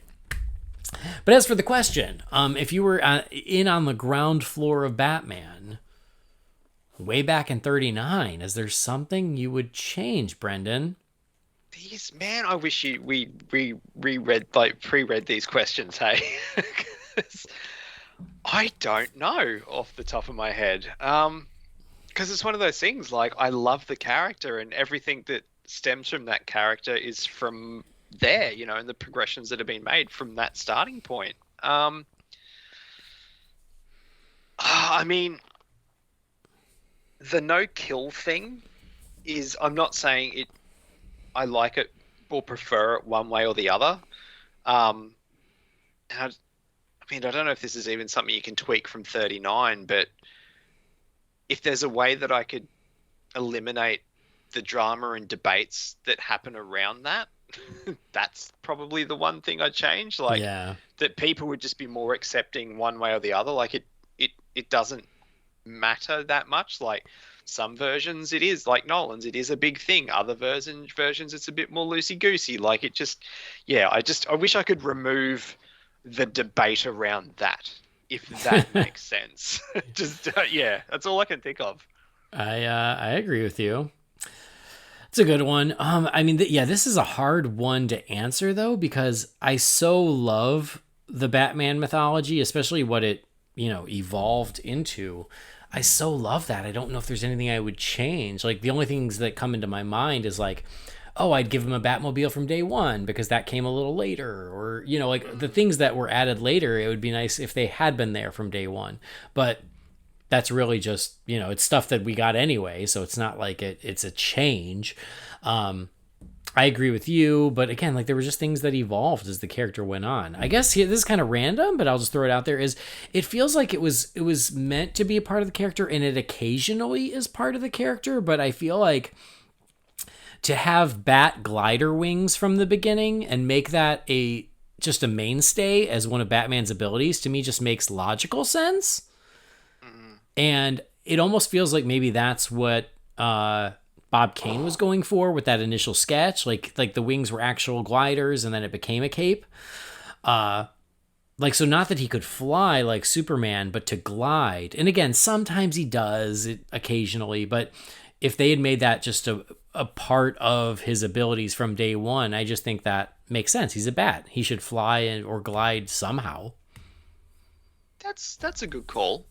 I can get on board with that. Yeah, it's kind of random, but also, like you said, we didn't really have time to prepare. Yeah. But yeah, interesting question. Good thoughts. And Andrew, thank you for the email. It made me laugh.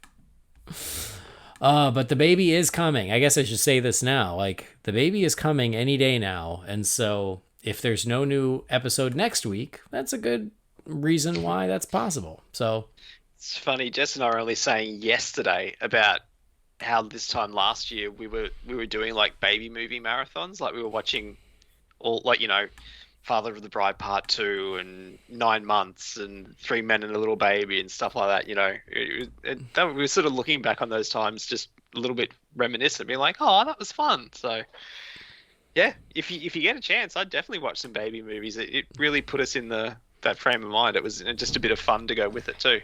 That's a good idea. We haven't really thought about that, but it makes sense. Yeah.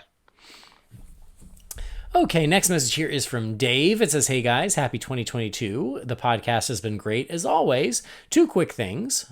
First, I hear you guys talking from time to time about comic book artists that you like. My favorite artist is Andrea Sorrentino. I loved the I, Vampire series artwork, and his run of Green Arrow was amazing. What are your thoughts on his work? Second, I know you all have mixed feelings about the Batman. Has there been any formal confirmation that this will be a trilogy? My thought is that this first film will basically set up the world, and the characters will get a bit more, for lack of a better term, comic booky as the trilogy moves forward. For me, well, I'll just say that I would watch Jersey Shore if they added Zoe Kravitz as Catwoman to the show, and I hate Jersey Shore. Thanks for all the great entertainment you guys provide, Dave. Thank you, Dave. So, Andrea Sorrentino, I have to do a Google search because I don't know him by name. So I'm going to do that. But second question is, I don't think there's been a truly official, like, this is definitely a trilogy, but it's assumed. And I think there were even comments in the recent interviews where they implied that, of just saying, oh, for the first film. And when they say for the first film, you know, that means there are more coming. So it certainly feels like everybody talks about it as if there will be more. Yeah, and that's another layover from Nolan too, I think, is that when these things happen now, everyone just assumes it's going to be a trilogy, because they kind of are. Yeah, I mean, you know, like even within the Marvel universe, like you've got trilogies of these bigger characters and stuff. So, I mean, it makes sense. I'd like to see the character progress and get a Robin. Something, I don't know, but again, like, just even looking at that clip and everything today, like, it's just like, I don't know if a Robin would work in this world. We'll have to wait and see, but yeah, I mean, I'd like there to be more. Yeah, no, I mean, and I think that obviously for us, I'm sure that is our hope, is that yes, like, this is the ground floor, and then as they continue, it becomes more comic booky, the costumes become more faithful, it becomes a little more colorful. I hope that's where it's going, but I don't know if that is realistic or if that's just me hoping, because that's what I want. And I'm looking at old mate's art. I had to do a quick Google, the same as you. It's nice. Did you see the piece that he's done for the Batman? Yeah, that's pretty cool. Yeah, it's I very just cool. Actually saved that as a potential future background for my phone. Yeah. No, it's not bad. It's not my favorite, but I like it. Yeah, it's unique. He certainly has a style, but it's kind of moody and mysterious. And there is some Green Arrow stuff in here that I have seen before, so that's interesting to know that's him. But yeah, I really like it. It's kind of realistic. But this is very cool artwork. And yeah, the thing that he did for the Batman, that's really neat. So thanks, Dave. All right, this message is from Imad Algus. It says, quick question, what is your ideal Justice League lineup? And you can choose as many as you want. Oh, nice and easy, open-ended. Thanks, Imad. What do you think, Brendan? Who's your Justice League? Oh, you prick. Going to me first. I mean, I can go first. I just feel bad when I go first. I talk too much, and then you go, yeah, ditto. So I'm trying to be nice. I also have been communicating a bit with Ahmad on Twitter lately. He went to Movie World and a few things on my recommendation. He was here in Queensland, so that's cool. Nice to hear from him again on the show. Very nice. I mean, Batman, Superman, Wonder Woman, The Flash, Green Lantern, Martian Manhunter. Am I forgetting one in terms of like the mains? Aquaman, sorry. Mm-hmm. In terms of like the main 7, they'd be my core. And then if you do expand it out a little bit more, like Green Arrow, Black Canary, Shazam. Yeah, that's kind of my main ones. Yeah, my main 7 is sort of like the original core 7, just because like, nothing against the character, but I just prefer Martian Manhunter over Cyborg. I just do. Mm-hmm. So yeah, I guess that'd be my go-to. Awesome. Well, I think the core 7, I agree with you. You just start there. You can't go wrong with Superman, Batman, Wonder Woman, The Flash, Green Lantern, Aquaman, Martian Manhunter, right? Yes, that's your core 7. Yep. But then because we need more women. Supergirl. It always bugs me that Wonder Woman is 1 out of 7. So we need more women. And so to get a little more girl power on the team, I would add a Hawk Girl, just like the cartoon did. I thought that was very smart. Or Hawk Woman, Hawk Girl, Hawk Woman? Hawk Girl. Hawk Girl, right? Okay. Yeah. I would add Hawk Girl, just like the cartoon did. I would add Zatanna as well. Sure, that's a good call. Yep. Because Zatanna, she brings a unique and different abilities to the team. Mm-hmm. And so that was Hawk Girl, Zatanna, that's 9. So for a nice even 10, I would also add Blue f***ing Devil. I knew it was coming.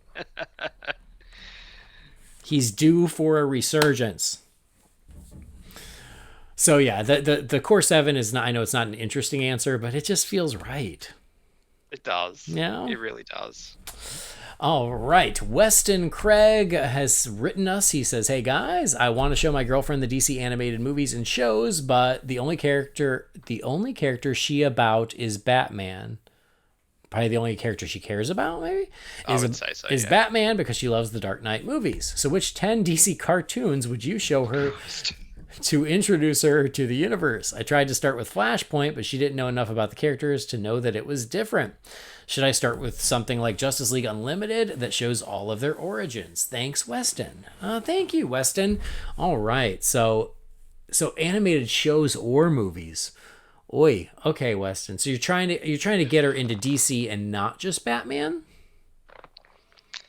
I mean, if you're going that approach, I'd probably go the Justice League cartoons into Justice League Unlimited, because I'll be completely honest, that was how I got into a lot of the wider DCU characters were those two shows. Yeah, definitely. Yeah, I would definitely agree with that. Is like Batman is there, but it does a really good job of introducing you to the other characters, and then they go and venture into those different characters' worlds depending on the episode. So I agree with that. Yeah, the Wonder Woman animated movie from 2009. Mm-hmm. It's great. Green Lantern First Flight. Mm-hmm.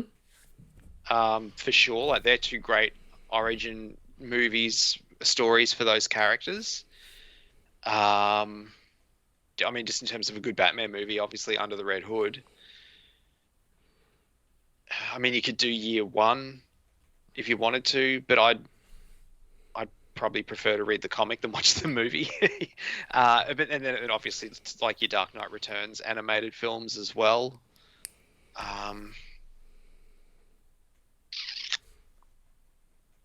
Yeah, I can't think of any more like jumping out at me. Like Justice League Crisis on Two Earths is really good as well. I quite like that one.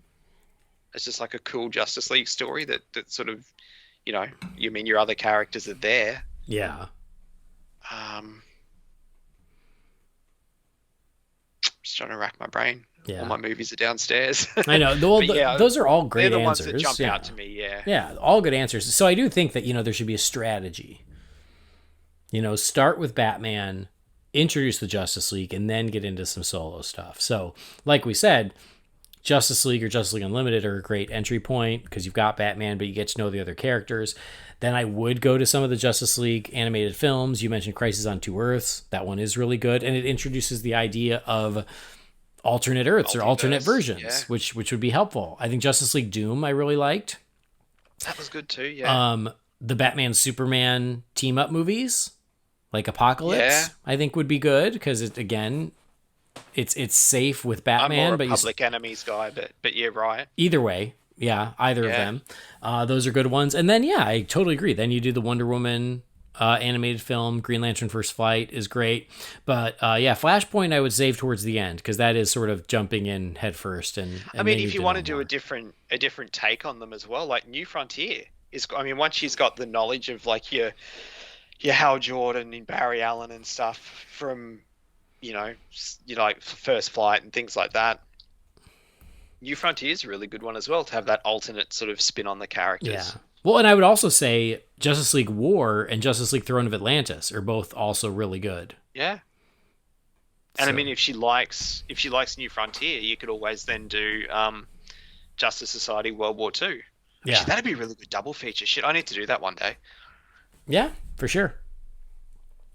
So there are some options. I don't know if it was 10, but some options and some thought process of how to go, how to dovetail her from Batman into the greater DC universe.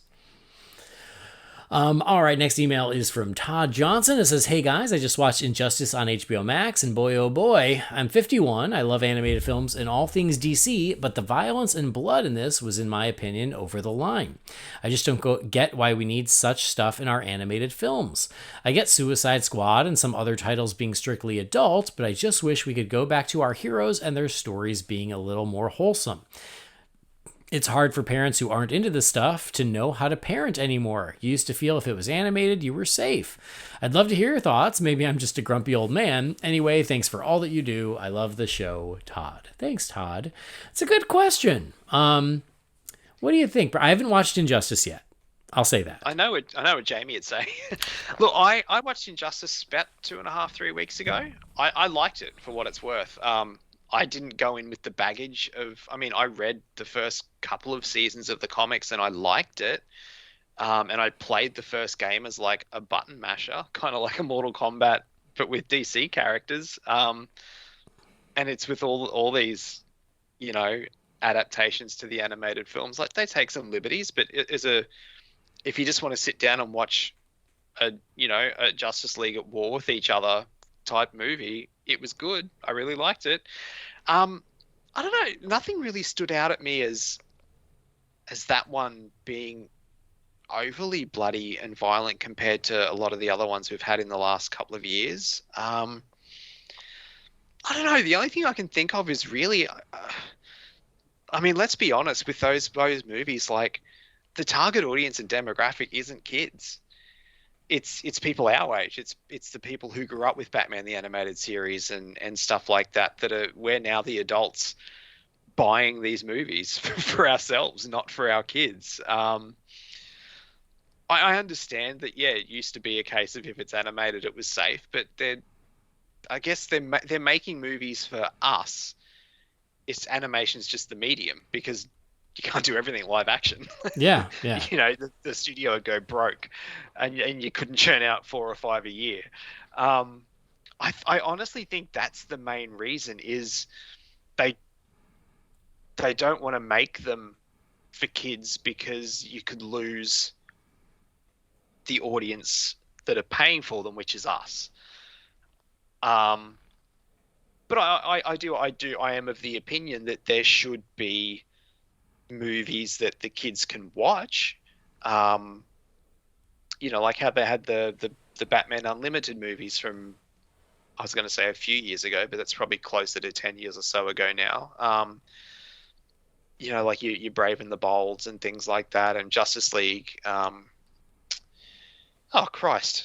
Justice League Action and things like that.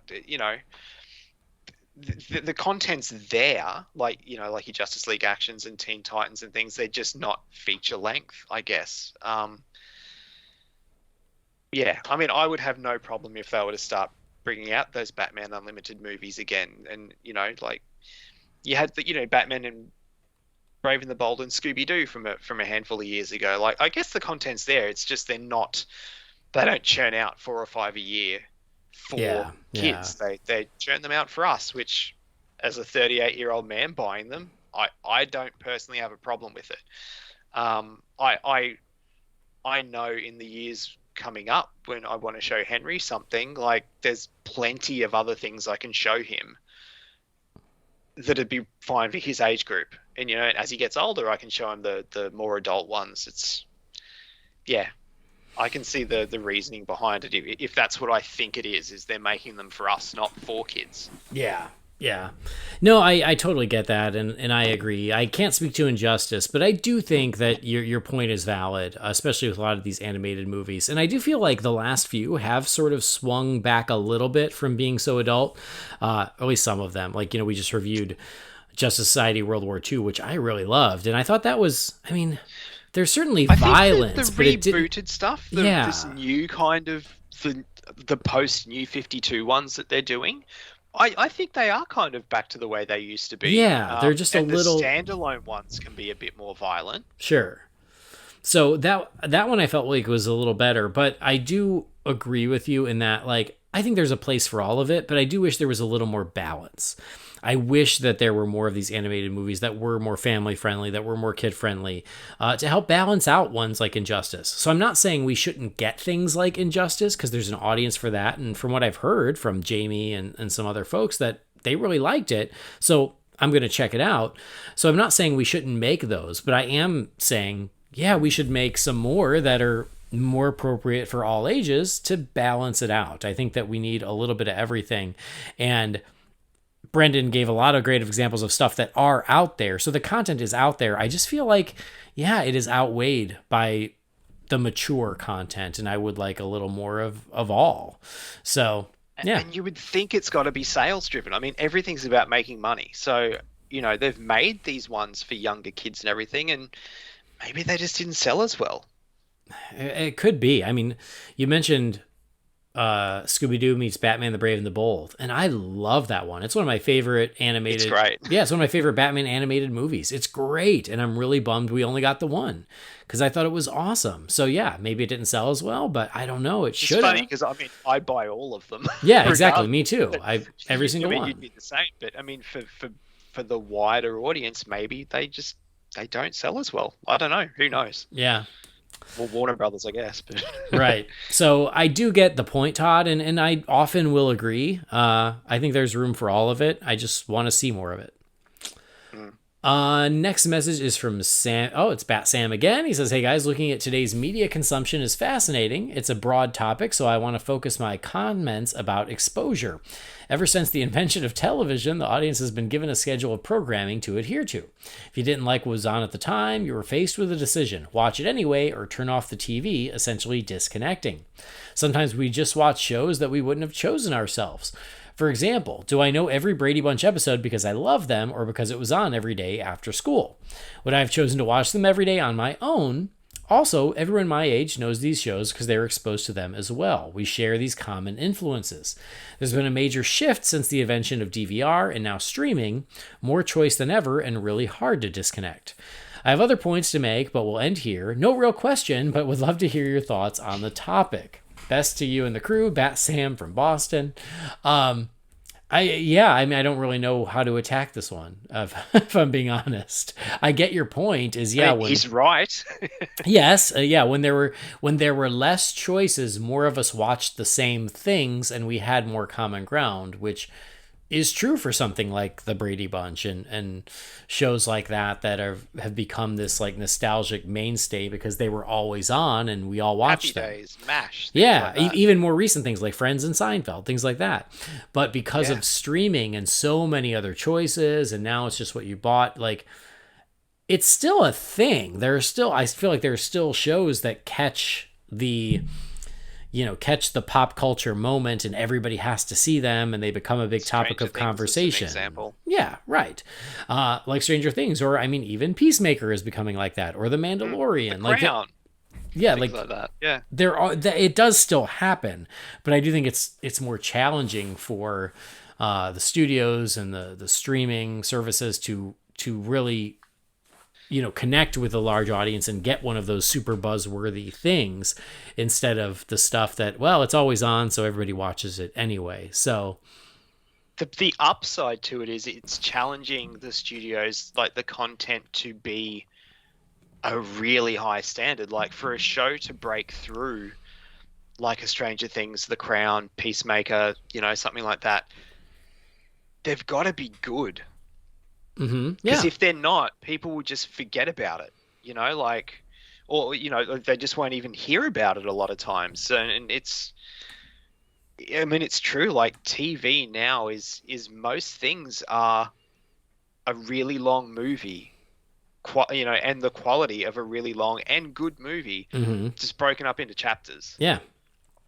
And I can see the positives and very much see the positives, but I can also see the point that Sam is making, and it is true. Like that kind of television viewing will never happen again. It's gone the way of the dodo. Yeah. All right, great. One last one here from Noah. It says, howdy Bat Brethren, beholden but not bound to Batman. I'll cut to the chase. In your episode about Justice Society World War II, Sir James of Indiana brought up an issue of Punisher 2099, issue 2, by the way. If you could create your own DC 2099 universe, who would you give a series to, and what would they look like? Keep up the good work, Noah. All right, thanks, Noah. And I like Sir James of Indiana. I think I'm going to call him that. I don't want to know what you'd call me.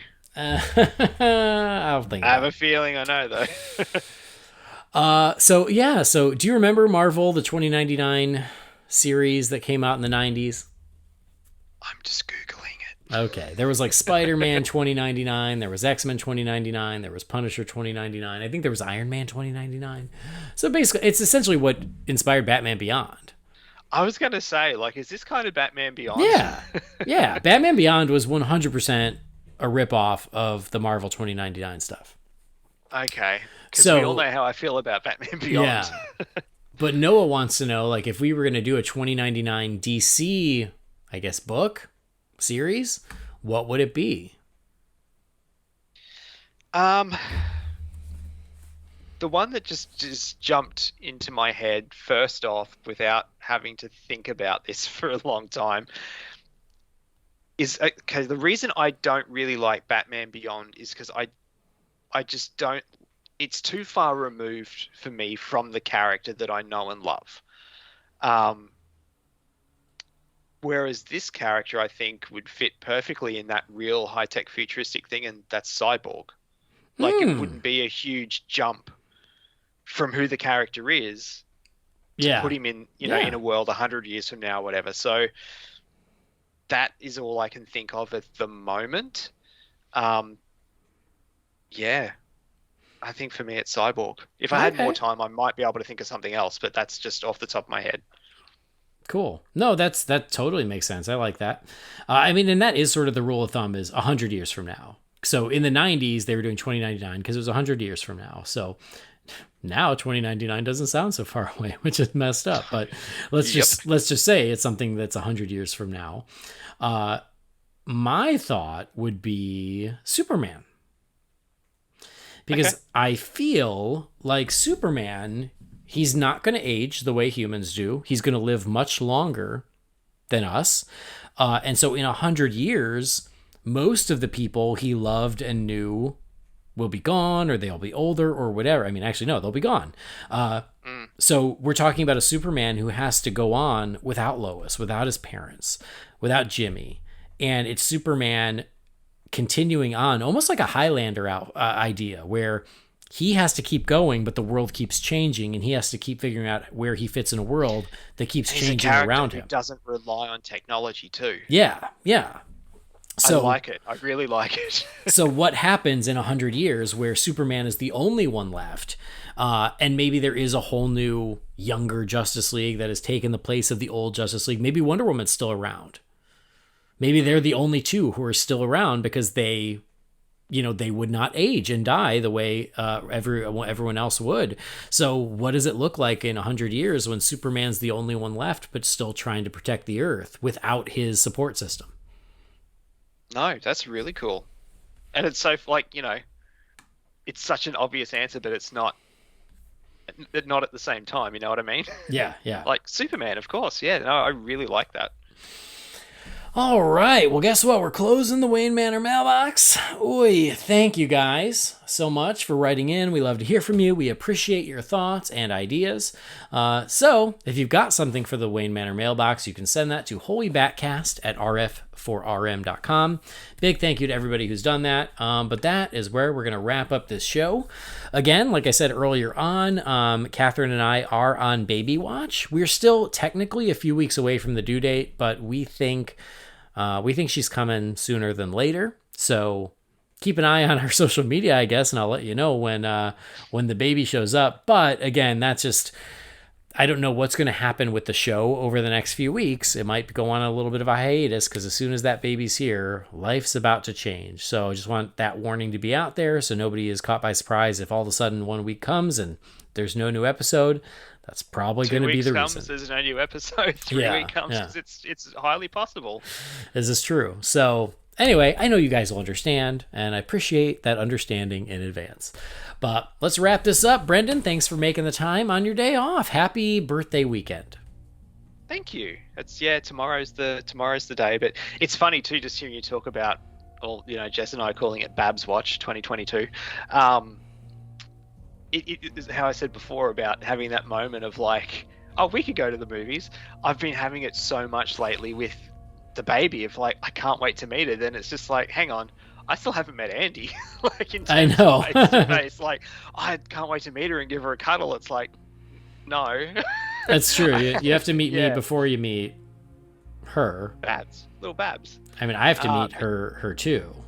Yeah, exactly. It's just funny. It's the long-term internet friendship thing starting to, just be like, oh man, it's so, God knows when it'll happen, but it will get there one day. But no, mate, it was good to be back. Good that we could make this work. Just a shame that Jamie chose football over us. Even though his team's no longer in the finals, he still chose football over us. So, in saying that, for the next couple of weeks, the Olympics are back on. So, I don't know what sort of free time I'll have either. But no, mate, anytime we can make it work is always a pleasure. It's whether it's just you and me, or you, me, and Jamie, or you, me, and whoever. It's always fun. This is one of my favorite things to do. So, glad I could include it as part of my 4-day weekend. Awesome. I'm glad too. If folks at home don't know where to follow you, which is not very likely. If you're listening, you can find me on Twitter at Lowy007. Or find my shows, The Nightlight, at The Nightlight Pod on Twitter, and thenightlight.podbean.com, and facebook.com/thenightlight on Facebook. There was meant to be a new episode a couple of weeks ago, but if you saw my post, Andy was involved, and partway through the episode I had a blackout, and we were 2 hours in and almost about to wrap up, and we lost everything. So that was painful, and it's the first time, and touch wood, hopefully the only time it's happened in my podcasting career, but it sucked. Yeah. So yeah, all that work for nothing. But anyway, wasn't my fault, but I definitely gave up 2 hours of my evening. Yeah, I'm sorry. That's fine. Yeah, we had fun chatting about the Golden Girls regardless. It was still fun. No one gets to hear it. Yeah. Right. All right. Well, thank you guys, as always, for joining us. Thank you for downloading the show. Please do subscribe wherever you get your podcasts so you never miss an episode. And please rate and review us on Apple Podcasts. Again, go to holybatcast.com or find Holy BatCast on Facebook, Twitter, Instagram, or YouTube. If you've got something for the Wayne Manor mailbox, that email address, again, is holybatcast@rf4rm.com. Our theme music was created by Gaurav Venkateswar. He's very talented and very nice. His work can be found at gvtunes.com. So that'll do it. We'll see you soon. Next time, same bat time and same bat channel.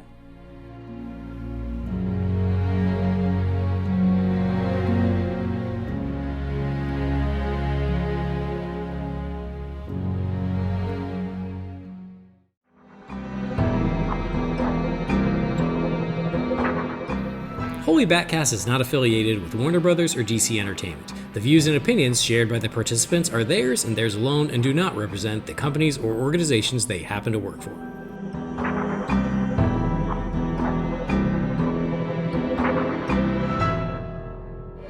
Mr. Wayne, you really could be doing more for this city. Your family has a history of philanthropy, but as far as I can tell, you're not doing anything. If I'm elected, I want to change that. God. I'm gonna go pay my respects. Will you wait for me? I want to continue this.